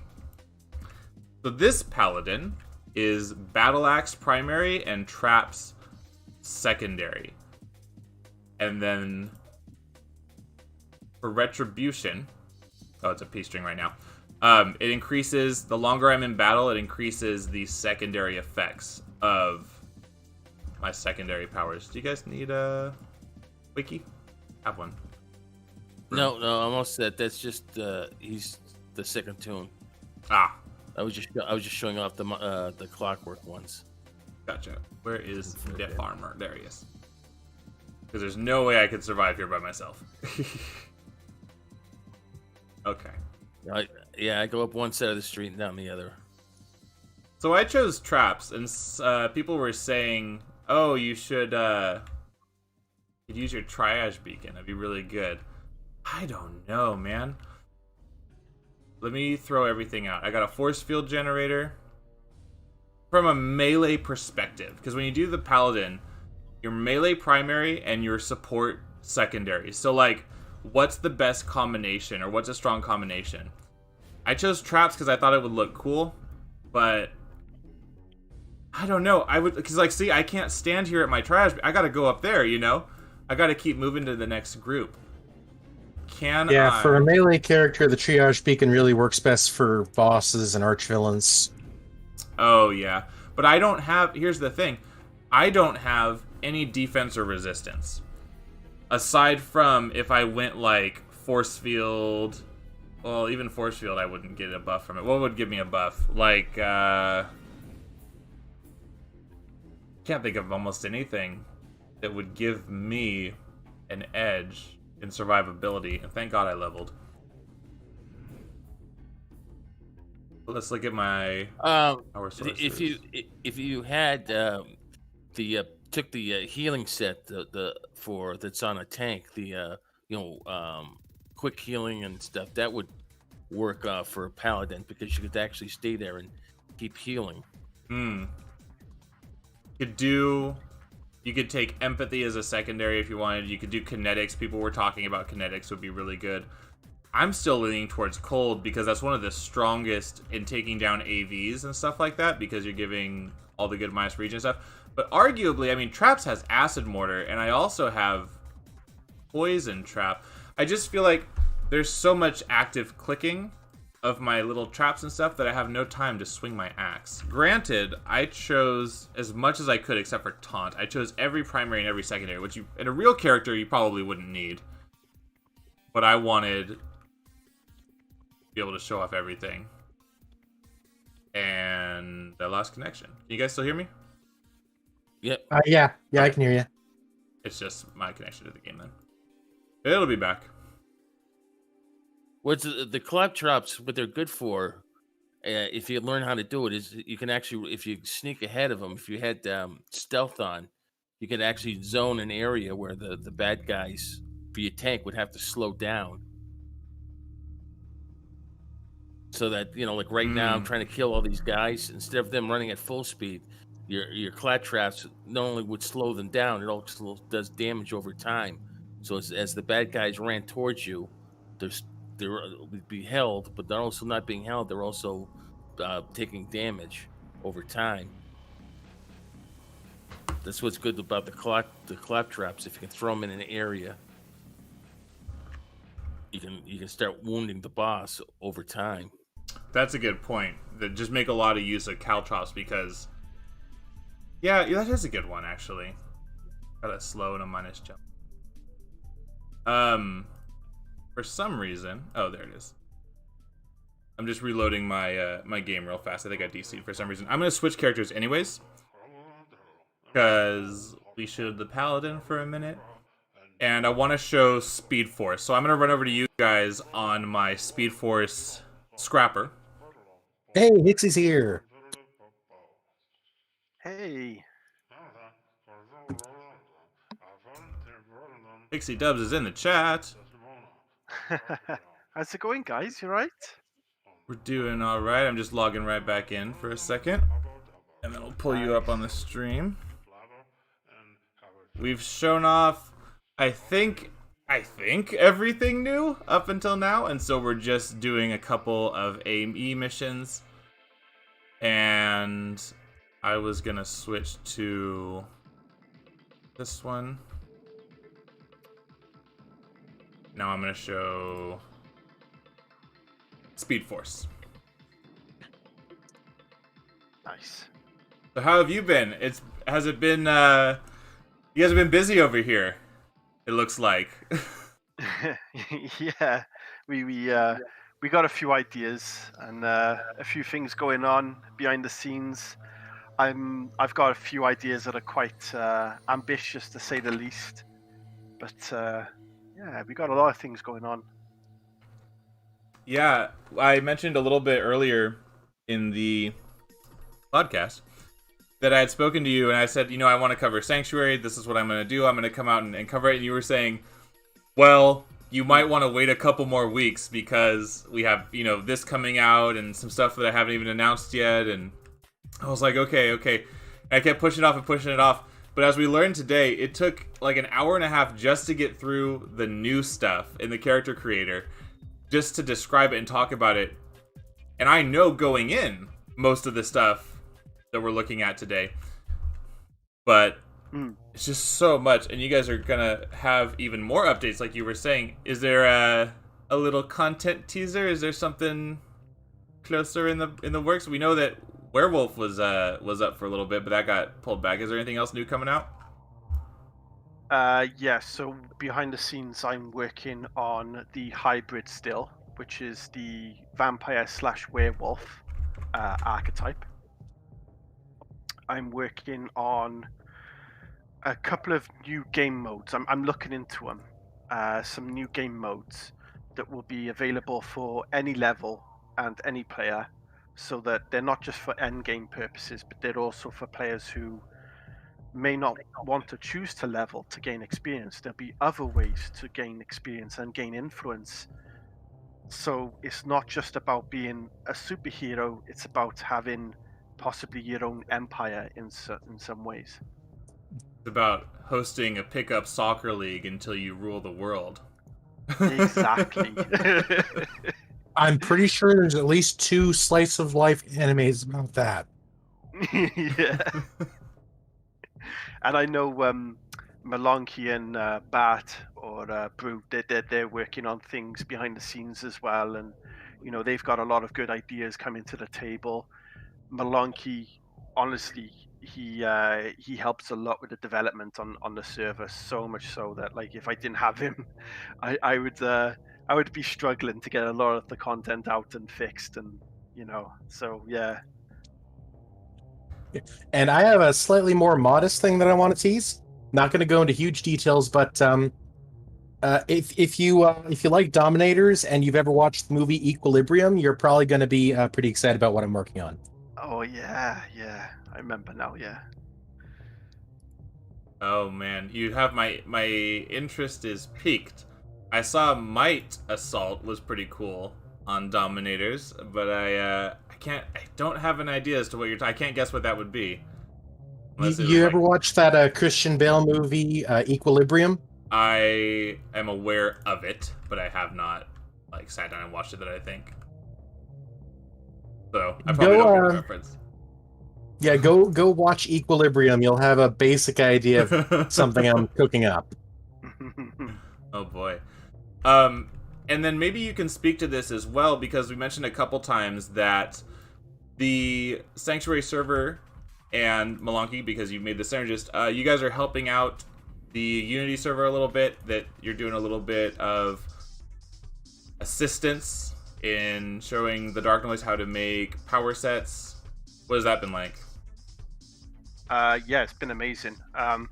Dark Noise, Zool, Bleeze, they're all nice guys over there, and they come to me anytime they need help or advice, and I'm always a message away. I always get back to them as soon as I can, and we work together to make sure that they get the content as well. In fact, before I released Energy Melee and Energy Order for Scrappers to auto dev, I gave it to Union and Unity, simply because we have such a good relationship with them that we could share content back and forth.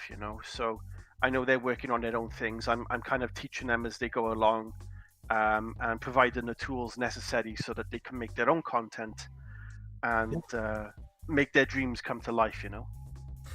And I will say, in addition to talking to us, because you can always talk to us, we'll be happy to help you out. Another great place to go for setting up your own server and learning how to make content is the Ouroboros Discord. They actually maintain the code for the client and server, and they are a real clever bunch. They're quite a bit more clever than I. Yeah, the Orodev guy. Well, that kind of makes sense. Orodev is for the people that might that might not be aware. It's like a group of coders who are interested in assisting each other, right? Like sharing resources. That's why a lot of people have the Freak Show costume parts. You were saying Energy Aura and Energy Melee were put on there. I think Malonki, you put Synergist on Orodev. And that's why it is, like we say, open source, open server, in that anybody, and all the major server owners know who know who Orodev is. They can contact them and get the files and get everything that they need to be able to implement those things in their own server.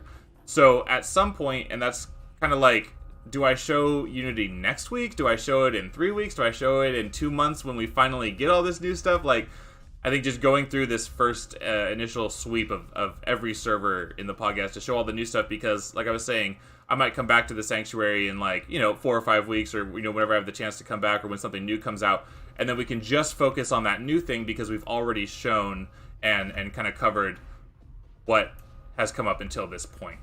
And right as we finish this mission, I'm going to go level up real quick, grab some Speed Force powers, and then I'll use this character in another AE run if you guys want to do that, just so we can show some of the teleporting and fighting. But I'm already level 15 or 16 just from that last quarter of a mission right there. That was nice. That worked out.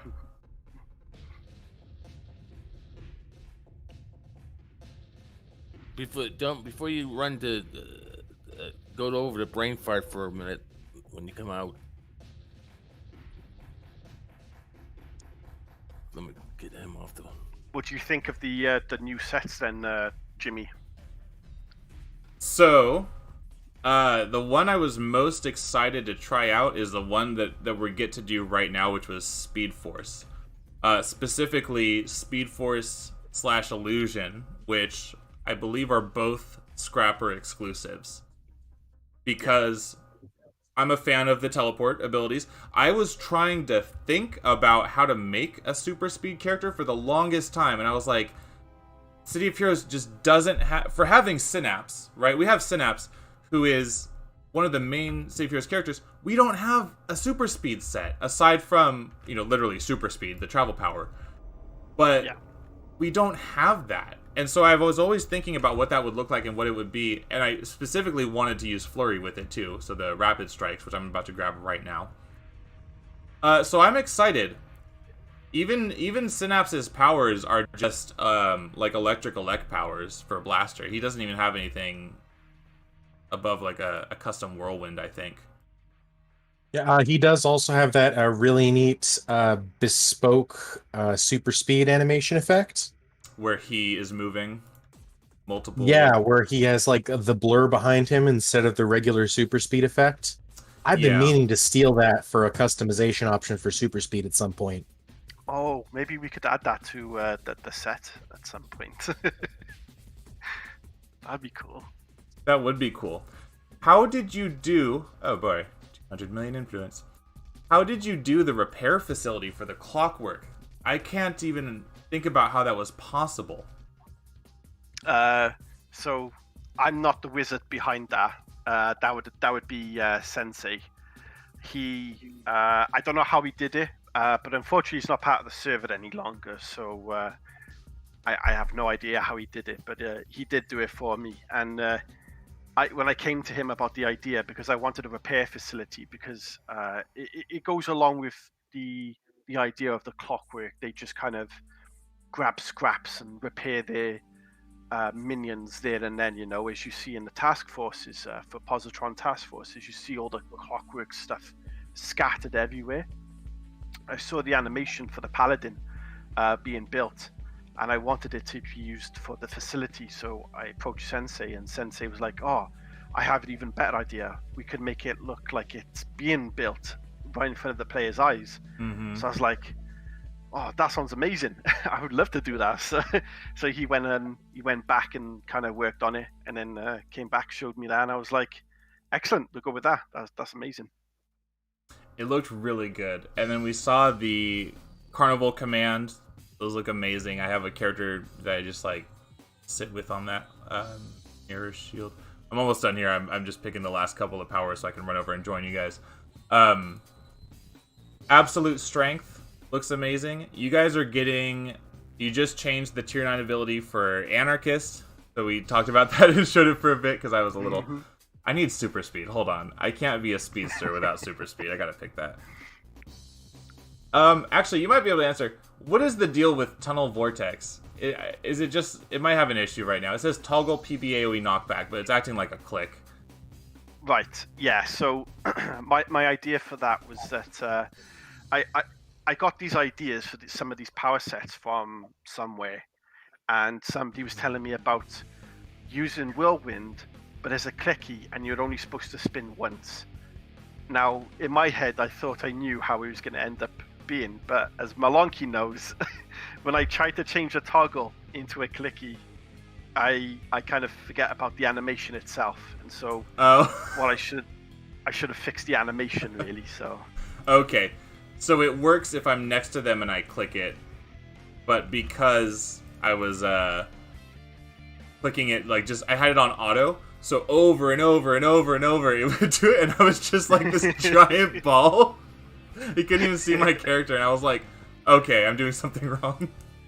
No, it's me. I need to pay more attention to the animations, to be honest. So one of the things I need to start doing is taking my time with working on some of these sets, because sometimes I get so excited that I rush myself, and so I get ahead of myself, and I need to slow down, take my time, work on everything. I'm like with a combination of illusion armor and speed force, like I'm swirling the mirrors around me, like I have debris caught in the whirlwind. That looks amazing. I'm actually watching that right now. That looks amazing. It looks really good together. I do it with this. I should have made it blue super speed. Oh well. That's awesome. Oh man, that is so cool. All right, and then I noticed. Oh, go ahead. Yeah, that is actually not even the first power that we've recycled the whirlwind effect for. One of the powers in Arcane Affinity is actually a toggle that uses that same effect but tinted purple. Oh, okay. Yeah. And that's the thing. I have an Arcane Affinity. I don't know if I'm going to have time to show him, too, because I want to show... there's another one after this, too, that I was going to show for us. But I really wanted to see Speed Force was, like, my main thing today. And the first character I showed, I was like, God, I have to see this. I want to try it so bad. So I noticed, between these two sets, I actually have, like, 2 player-based area of effect powers. One is, like, adding to my speed boost, and then the other one is, like... affecting the hallucinating aura. This is going to be interesting to see as a scrapper how much damage I'm going to be able to do with this guy. And then so oh, good. Oh, sorry. Go on. No, go on. I was just gonna say with illusion armor, illusion armor. I was kind of impressed. I was like, wow. There's actually some cool takes on what illusion would be for a scrapper, because you have the masks. Towards the end, you get some straight debuffs, but you have, like, Astral Form, Self-Stealth, plus Defense, Res Psionic, Superior Invisibility, so defense, you get resistance from Luminous Barrier, and resistance from Mirror Shield. So you kind of get defense and resistance. And then all of the descriptions for the powers were written out for Illusion Armor, so that was really cool to see. Okay, here we go. Real speed time. Yeah. One thing I kind of wanted to show you is I'm actually going to DM you an image over Discord. It is the icons that we're actually going to be using for Speed Force after the next patch. Send it to me, because I can pull it up.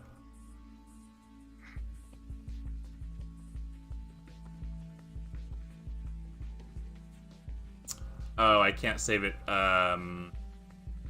Right. Figure it out. I can display the new Speed Force icons on the stream shortly. Give me a second while everything loads up, but those will be up. Oh, okay. I'm doing a good amount of damage. So I have Accelerated Perception, Toggle, player-based AoE, Self-Absorb over time, plus Recovery, and then it does minus recharge, minus move to foes. So anyone in this kind of blue circle around me. I'm pulling a lot of aggro, but in a good way. Yeah. Oh no, I'm getting beat up. I better run back to my team.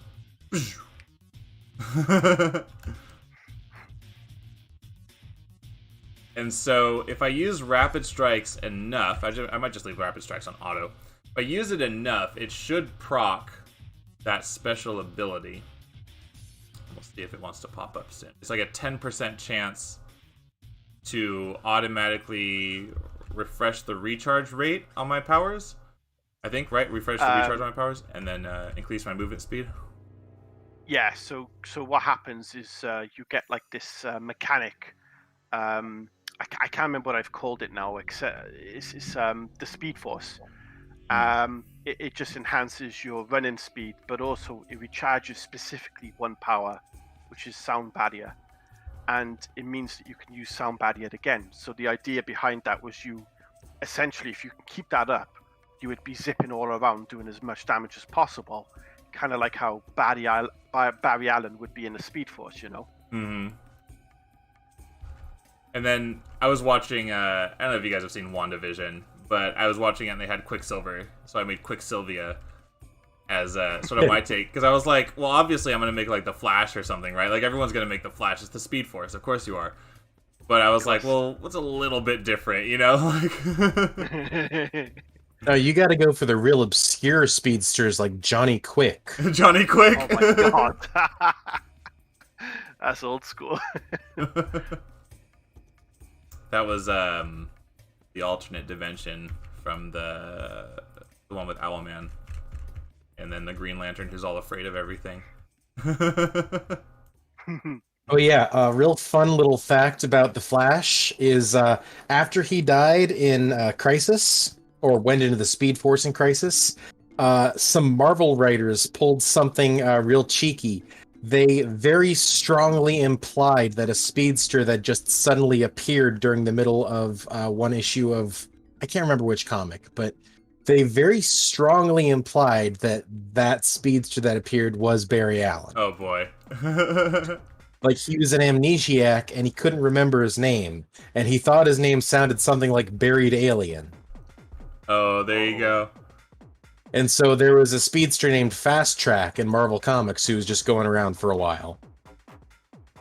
Wow. Actually, I'm actually standing toe-to-toe with these guys with this Speed Force. I mean, I think somebody else is helping me, but I'm not being taken down by them.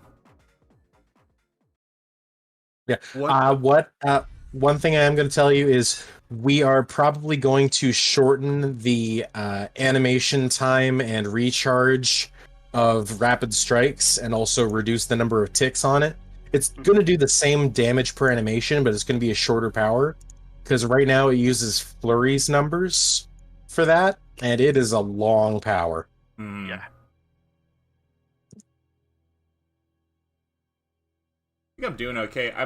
I'm level 32 now, so I'm actually gonna dip out and go get the rest. Actually, what do I need? 38 for all the masks? I think I'm okay. Let me go hit 32 real quick and grab the rest of my speed powers, and then I'll come and fight with you guys a little more. I just want to see a little more variety, and then I'll switch characters after this one. Yeah, the masks in Illusion are actually mutually exclusive. You have to pick one and not the others. I'm glad you mentioned that, because I didn't know that. Yeah, that's something I need to add in. Mm-hmm. Oh boy, I haven't even looked at chat like this whole time. Of the work, have fun. Glad to see City of Heroes and City of Villains hype. Yes, it is. Always glad to be able to show more new stuff for City of Heroes. I'm glad you guys joined me in Discord, because you're offering much more sophisticated information than what I had available. Just going through the patch notes and updating the community article. But through our conversation, I'm like, okay, well, I got to go back now, because I'm going to like clarify a couple points in the article and just get it update a little bit so it's a little more informational-y sound. And now that I've had the chance to play like Speed Force, we talk about it a bit more, I might just write like a dedicated article to Speed Force and Illusion Armor, or some of the new stuff that just came out, or like if there's another like big patch, like the one that was for Enforcer and Paladin. I ended up just putting that right on the Sanctuary webpage, but my original plan was to put that in its own article. I started doing it on the webpage and couldn't stop, and I was like, I'll just put it all here. But my goal is to go back and give like even more detailed information in specific articles, and then link that from the server page so people can choose to learn more specific stuff about what is available.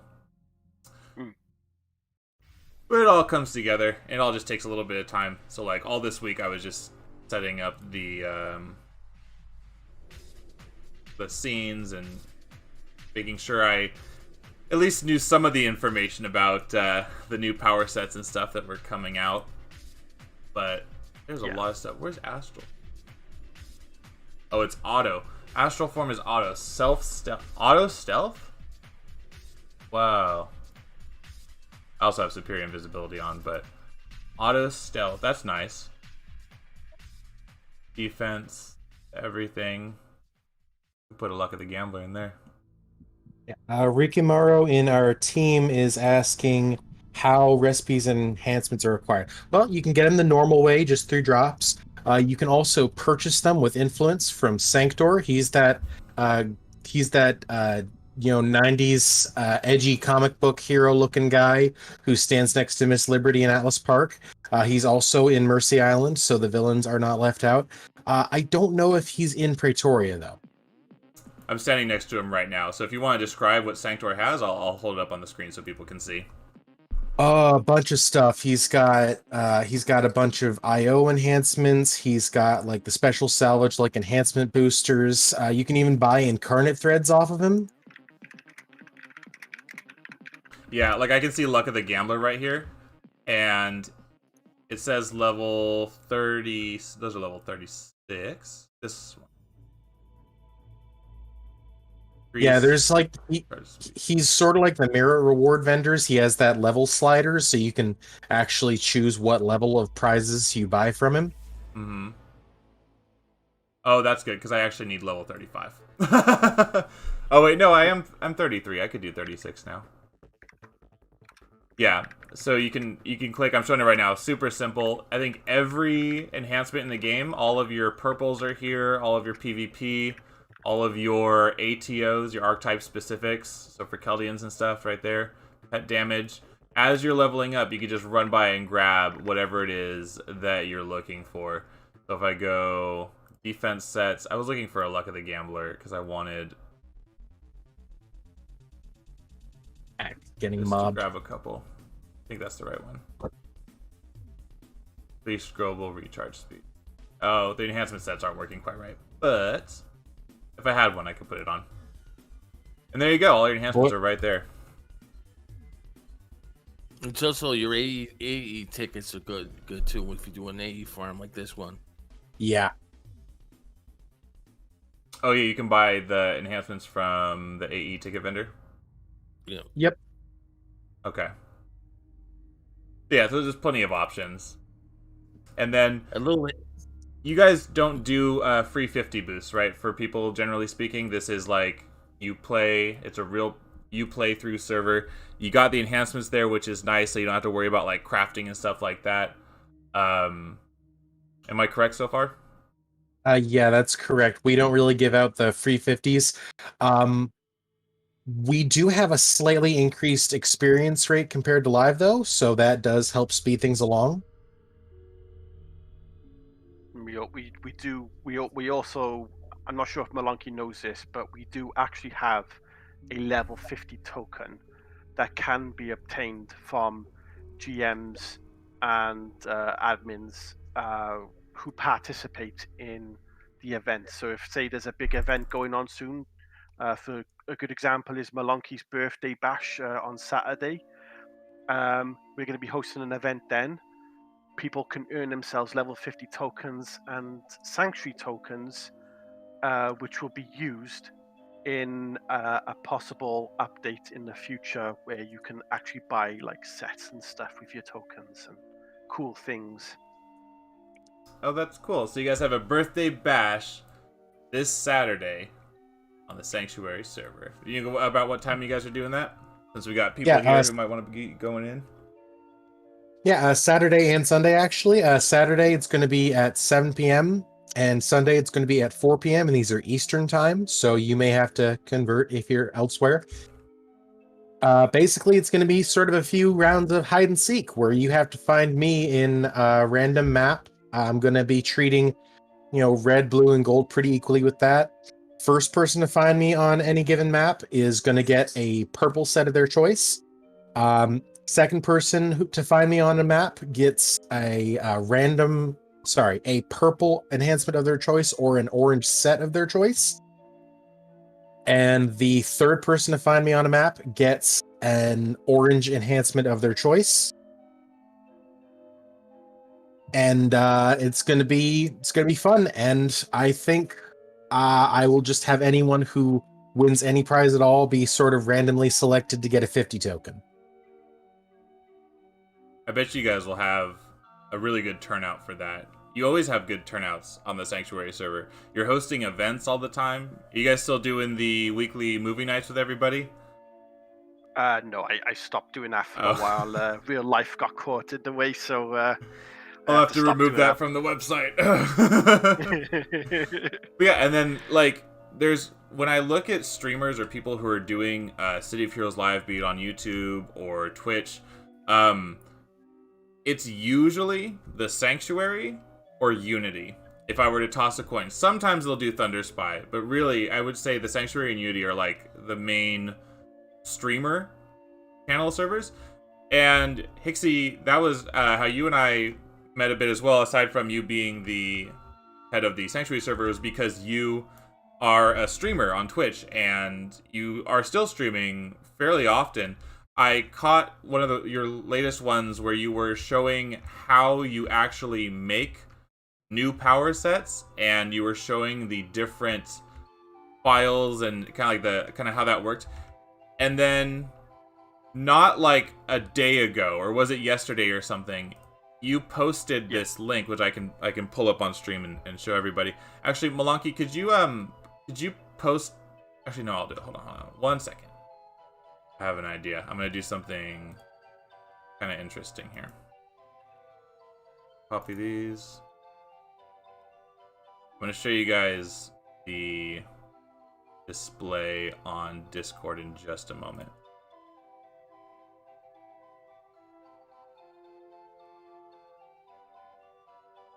Okay. Whoa, crazy. These are the icons for Speed Force that's coming up. I can't really pull them into the thing while I'm live streaming right now, but that's what they look like that Monkey just sent to me. Kind of like a reddish orange, almost kind of like Super Strength, a little bit redder than Super Strength though. Yeah, I was actually trying to go for, originally I was going to go for the same yellow and red that Super Speed uses, but I was worried that could get a little confusing for some people. So instead I inverted it and I went for, red and yellow like the Flash. Red and yellow like the Flash. Okay, I get it. Looking at it, again, it is Flash colors. Yeah, like I literally pulled up a picture of the Flash from the CW show, just using an eyedropper to get the colors. Perfect. And then this is the other thing I wanted to show in the hashtag community creations channel of the Sanctuary Discord. Hixie, you posted a data link, Strawberry Pearl link, Apache Open Office, Power Icon template link, and Complete Tools link.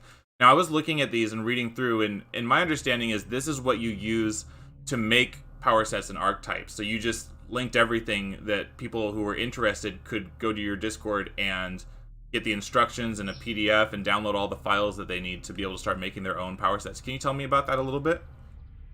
Yeah, sure. So basically those links, they're up on the Mediafire website. You basically download them. You download the guide as well, the XLS guide V1, which is not written by me, so I'm not going to take credit for that.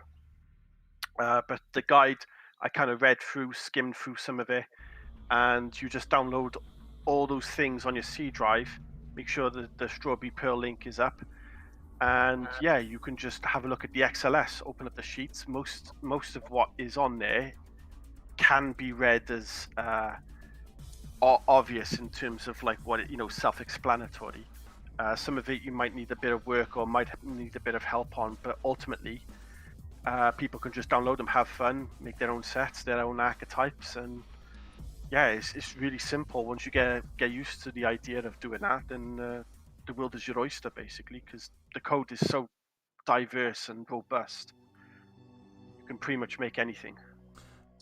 That's what I've heard from power set developers like Malanki, because I interviewed you, the creator of the Synergist, and then I've spoken to like Ard, who made the Arsenal for blasters, and just like power set developers in general, who say like the sooner or like the more that you do it, the easier it gets and the faster it is every time, because essentially it's like copy and pasting, right? Like once you know kind of what you're looking for and how to make sure you don't run into an error or something like that.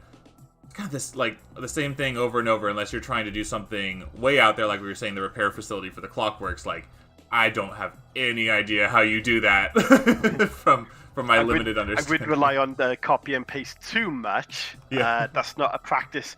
I do it because I kind of know what I'm looking for, because when you're calculating damages based on activation time, recharge, endurance, things like that, there's actually a dev-made calculation on those pages that everyone should follow, really. But I don't. What I do is I just use other powers as reference in order to contain the balance. So, Fire Blast is one of the top tier damage sets for blasters, because it's straight pure damage of fire, and so I use that sometimes as a guide on how to do straight damage for some of the sets. So I try to keep as balanced as possible. Interesting. Well, you posted an entire live stream to Twitch where you were making the power sets, and I reached out to you shortly after and I said, well, I've always wanted to show people how you make the powers. I've always wanted to show people, I mean, how to make the costumes even, but that's a whole another thing of like graphic design to know about. But the powers, I feel like anybody could do it if you tried hard enough. Look at this induced horror real quick, this ability. The entire mob just got a mo. That's so crazy. Sorry, I like that one a lot. That's so amazing, yeah. But like anybody could be making power sets. People watching the stream or any fan of City of Heroes could say, "Oh, you know, I always wanted a power set where you drive around as a car," you know, and then maybe you have like a toggle morph to car or like something stupid, you know, or oh, I wonder what would happen if I had a power set that was the entire Freedom Phalanx, and you know, well, you just summon the Freedom Phalanx people, or stretchy powers. If you can figure out how to get elasticity to work, you will be a god among men. I saw on the Orodev Discord, I saw somebody who had been working with some like stretchy animations that were really impressive. I don't know what became of that, but I just saw it and it was like, wow, that looks great. Nice. Oh, I haven't even seen that. I'll have to check out the Orodev one because I want to see what the stretchy powers would be. I could never figure that one out. I was like, do you teleport the hand and then have it fit back to your body with an arm? Does that look right? Does it just work? Does it not? Like, and that's getting into like not just animations and powers that we already have right now and, you know, have been in the base game and we're kind of like repurposing them or like changing animations to work and you know, effects and things like that, but to really create like a new power set from scratch, you know? Yeah, making new powers and new power sets isn't hard if you just take a little time and learn it. Like the Synergist, not only my first time making an archetype, my first time making any powers at all was just making the Synergist. I just started piece by piece, making and modifying powers and putting them all in their proper places. It took a long time, but I got it working. You just got to keep at it and you'll learn it. I was always told that modding for City Heroes was very, very difficult. Like it was quite cumbersome. It's tedious and cumbersome, but I wouldn't say it's difficult. No, yeah, it's very easy. You know, making, you know, Malonki was saying about the Synergist, the Enforcer for me was challenging in some ways, but also when I knew how the system worked, it was just putting the pieces together really and just spending time on those pieces rather than try to rush out a product. You know, it came together eventually. So yeah, it was just taking the time to really work on it. Yeah, I used to do modding for Jedi Knight Academy. I don't know if you ever played that game. Oh yeah, I think I played it once. Yeah, it was good fun. I did a bit of modding for Skyrim, but I think everyone's done that. Yeah. Well, so you get people. So is it any? I presume it's a bit more difficult, a bit more involved than say those games, which were quite friendly to the whole. There's tools and things. It's definitely more opaque than any game that has like modding tools built in. Just because, well, it's not built to be modded. It was made for people at one studio in California to work on. Thankfully, though, they managed to make things as easy on themselves as they could, which means it makes it a lot easier on us too. Oh yeah, yeah. And some things not so easy, right? Some things they kept easy because they knew that multiple people had to work on it and it had to like go off of a base set of rules. And some things are just like entirely broken if you try to change them. Like, oh yeah, like character models and stuff, or specifically too like the 32-bit architecture. You know that the map server is also running on the same thing, so you can only have like a certain number of things in any zone, and really hard to add. But I know that Programming Socks is working on a 64-bit client to try to up that. And I think there's people from all different backgrounds and all different like not experiences, but like jobs and where we're coming from, where we take whatever skills we're best at. Like, there's no way I could make costume pieces. I might be able to make a power set, and I was talking to Dark Noise about that, of just like brainstorming an idea that I had. And it's like, first off, that's a lot of time. You know, like if I'm going to spend a lot of time thinking about City of Heroes, I'm going to be making videos because that's where my ability is, and that's where I'm most useful, I think.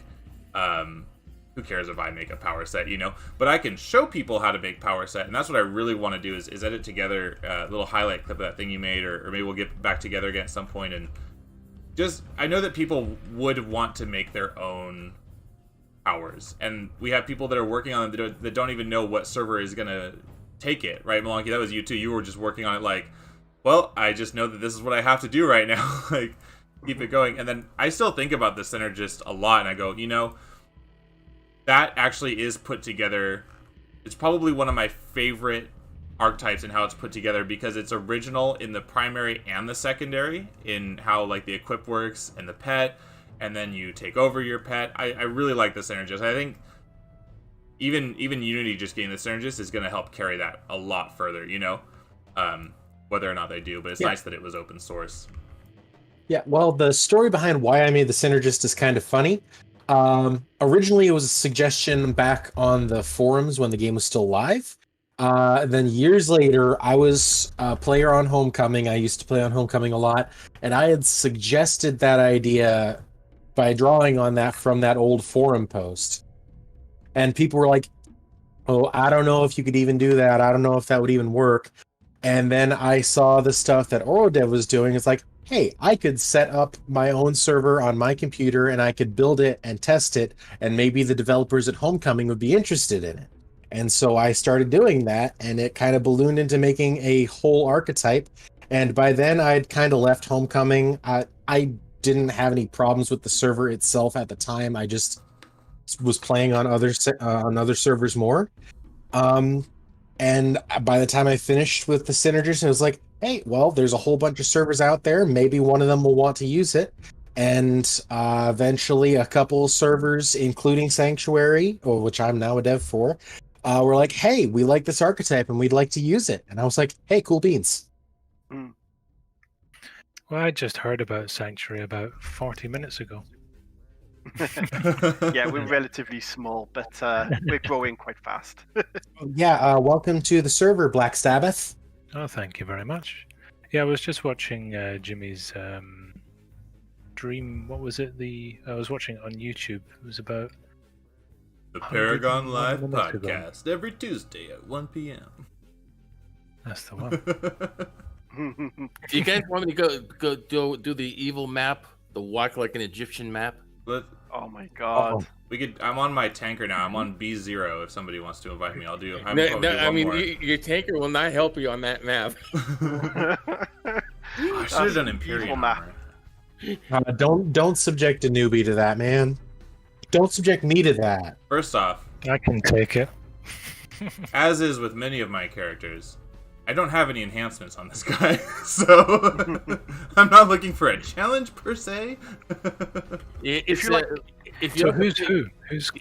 to be a ping pong, if you like to be a ping pong, that's what happens. You on that map, walk like a Egyptian. You end up like a ping pong. Well, let's do it. That kickback on the. Let's do it. Let's do one ridiculous one, and that'll round up the stream because we're about to push 3 hours, and that's more than people will actually watch. Do one more to wrap it up here. Oh, we got B0 wants to. Oh, wait, that's you in it. Yeah. Me, I'm not B0.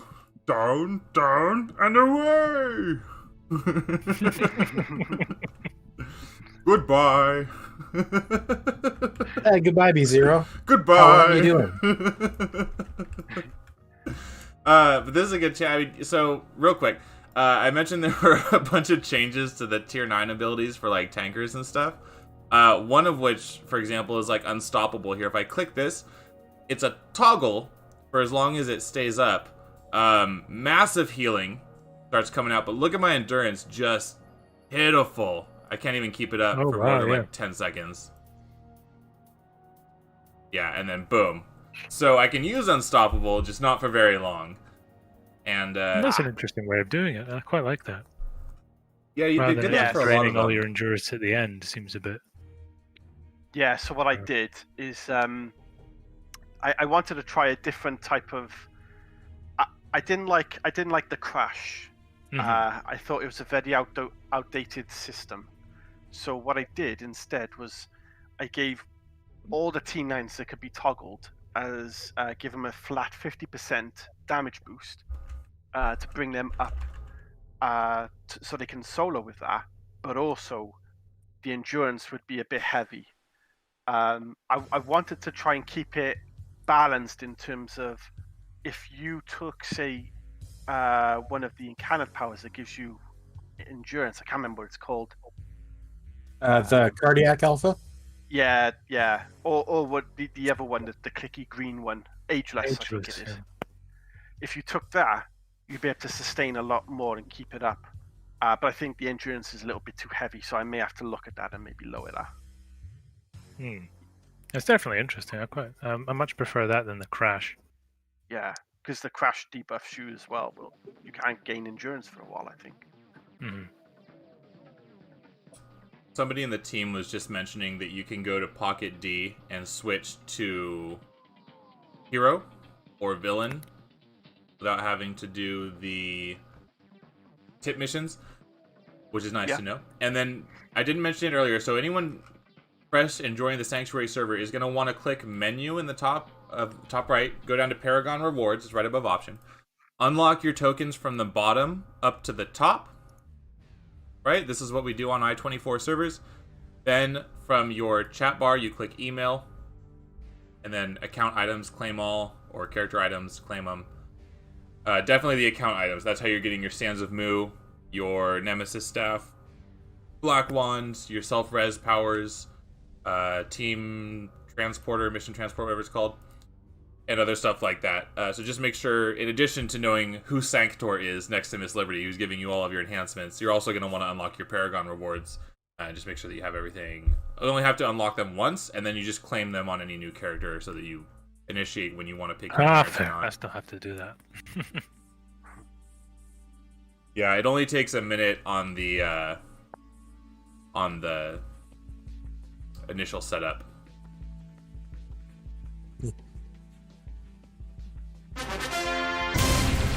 Braka. Message.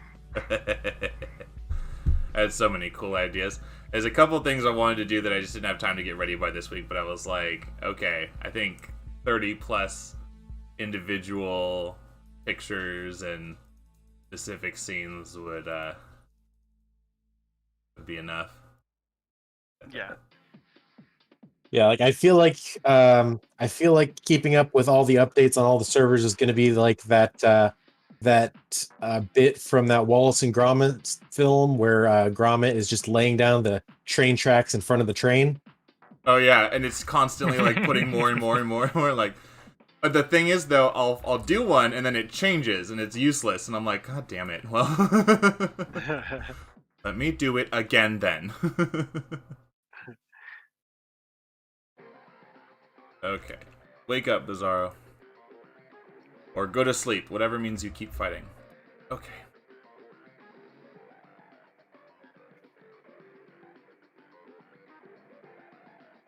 This is the same one. This is the regular one. Okay.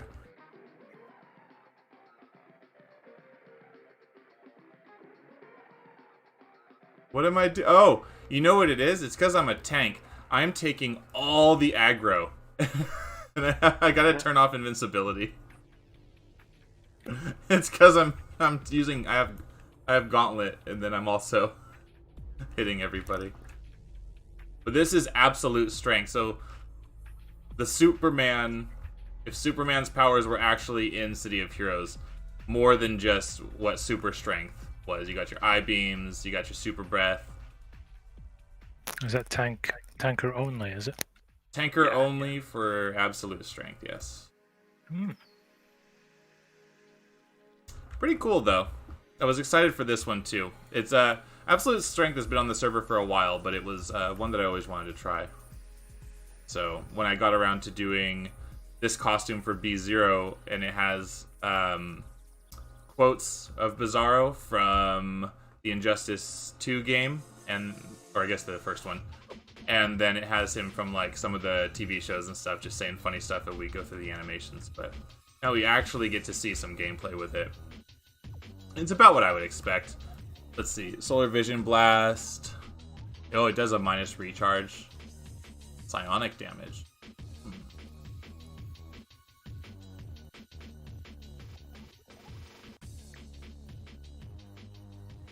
Doing pretty good. Who is this enforcer? Me. Rikimaru? Oh, that's me. Rikimaru. You're katana / combat Katana. expert. Oh, that's cool. Yeah. I thought that would be interesting. Like a full-on ninja. Yeah. Full ninja build. Key push, toughness, reach for the limit. That'd be fun. So like with that one, so my enforcer was a Titan weapon / dark, but with yours, and I'm sure they accomplish the same goal in that you're staying in combat, you're constantly fighting. You don't have either a defense or a resistance armor, or actually you might. What is tough? Powering burst. I think it's health. Health and resistance to cold, energy, fire, negative, and toxic. Okay, so yours actually does have at least one ability that contributes to your defense and resistance outside of your inherent, which would just get you up there if you stayed in long enough anyways.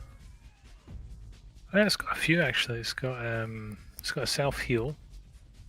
It's got reaction time, self absorb.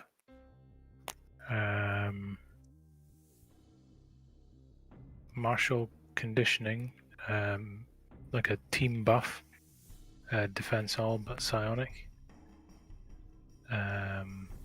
Mentor's discipline plus defense melee. I feel like the defense stuff might actually be a bit redundant on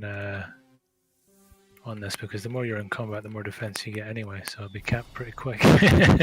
Yeah, you get to cap well enough. What has been Resistance would be nice. what has been the player response to the enforcer? Have you guys seen a lot of players with them? We have at least 2 in the group right now. I saw a bunch earlier. Yeah. It's one. I think synergist and enforcers are one of the top picked archetypes that players really enjoy. From the feedback I've gotten anyway.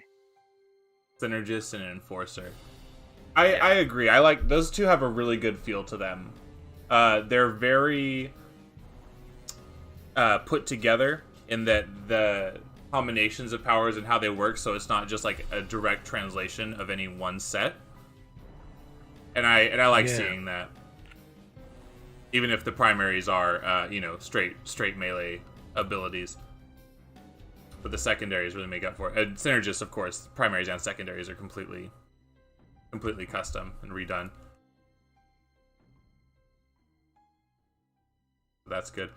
And on that note, we are about on the 3rd hour of the Paragon City podcast. And so I think we're going to call it right about here. Is there anything else, unless we have anything else that we desperately need to add to what the Sanctuary server has to offer? I think we covered most of this stuff short of someone actually coming into the server and trying it out. There'll be a warm welcome. Very nice player base. There's always people in the Discord chat. Even right now, even if I wasn't streaming, you guys would probably be in the Discord chat. I've seen you guys in there all the time, even if I don't have the chance to get in. I'll just say I'm absolutely brand new and I'm enjoying it. Awesome. It's good to have you. The stream worked. It worked. I got one. Hook, line, and sinker. You suckered him in. Yeah. Now give me your social. And by social, of course, he means social media. Yeah, now give me your social media accounts. Like, give me your global handle or else. I'm giving you a perfect place to plug your social stuff, dude. Oh, yeah. Also, I have one more announcement. Going forward, the Sanctuary will not allow anyone to stream any longer. It's just not happening, okay, guys? We can't have it. Uh-oh. I was unaware that you got to control how other people did things. Oh, well, so weird. Things. Yeah, that's right. We voted YouTube and whatnot, and we all gave you that power. Okay, that's right. Yeah. Well, well, here's the deal. I'm gonna run it by you every time I want to make something, and if you say it's okay, then I can do it. And if you don't respond, then I'll just assume that I can't, because you're the boss. So, Yeah, that was a very strange move. I still don't really understand that. I mean, oh god, you know what happened? And I'm okay. So I put on the conspiracy thing just for a second. All right, real talk for a minute. When Hixie and I did our podcast on like March 9th, the day after the March 8 COC change, you and I talked about it for a minute and said at the time, Hixie, it was mostly you and I were the City of Heroes content producers for the alternative servers, that we were showing other servers besides just Homecoming. There was other people showing just Homecoming, but we were showing other stuff. Then that COC came out, and then we did a podcast together, and we said, this affects you and I specifically, and also Normal Guy was there. So it affected him too, because he's in the podcast with me a lot, and he's doing stuff too. So that video, specifically the one that you were in, was the one that got claimed. And I had this sneaking suspicion it's because we talked about the COC change and all that. And it was so targeted, that whole thing. And I'll derail the entire podcast if we go into it talking now, but only because it matched that it was yours and I podcast right around the time that came out. And then just to reiterate once more, your podcast that Hixie and I did, the Paragon City podcast, is going to be featured on the mobile app. The community mobile app will have 4 specific podcasts that have been taken down by NCSoft, and one of which is the one with Hixie Dubs. So that one did not disappear entirely. There's also one with Ard, who made Arsenal. We mentioned him earlier. There's one with Diverger, who does a lot of power set development on Thunder Spy, and then there's one with Tails Rexon, who is one of the QA testers on Thunder Spy. And those eventually will be coming out, but I just couldn't put them back onto YouTube under threat of they were going to get taken down, not just for the image, but for what we had talked about. And I think I had mentioned that towards the beginning of this original podcast as well, that like at any point, my channel has been gone before, but at any point, my videos will be taken down. So enjoy it while you can. I'm just going to keep doing this, and hopefully nobody minds that I use a Bizarro costume, or I use like Bizarro's quotes in the other video that I did. But yeah, I would not be surprised if this video got taken down by the sniffly bastards. So yeah, the thing I don't understand about that was that the all the copyright stuff was settled in court already. Mm-hmm. There's already precedent for it, and it was deemed that City of Heroes in particular was not responsible for people using the costume.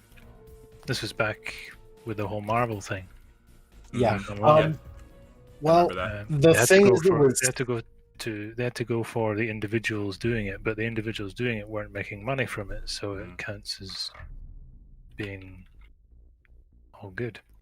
Yeah. So the way it went down is basically it was settled out of court, so no legal decision was reached, so it can't be used as precedent.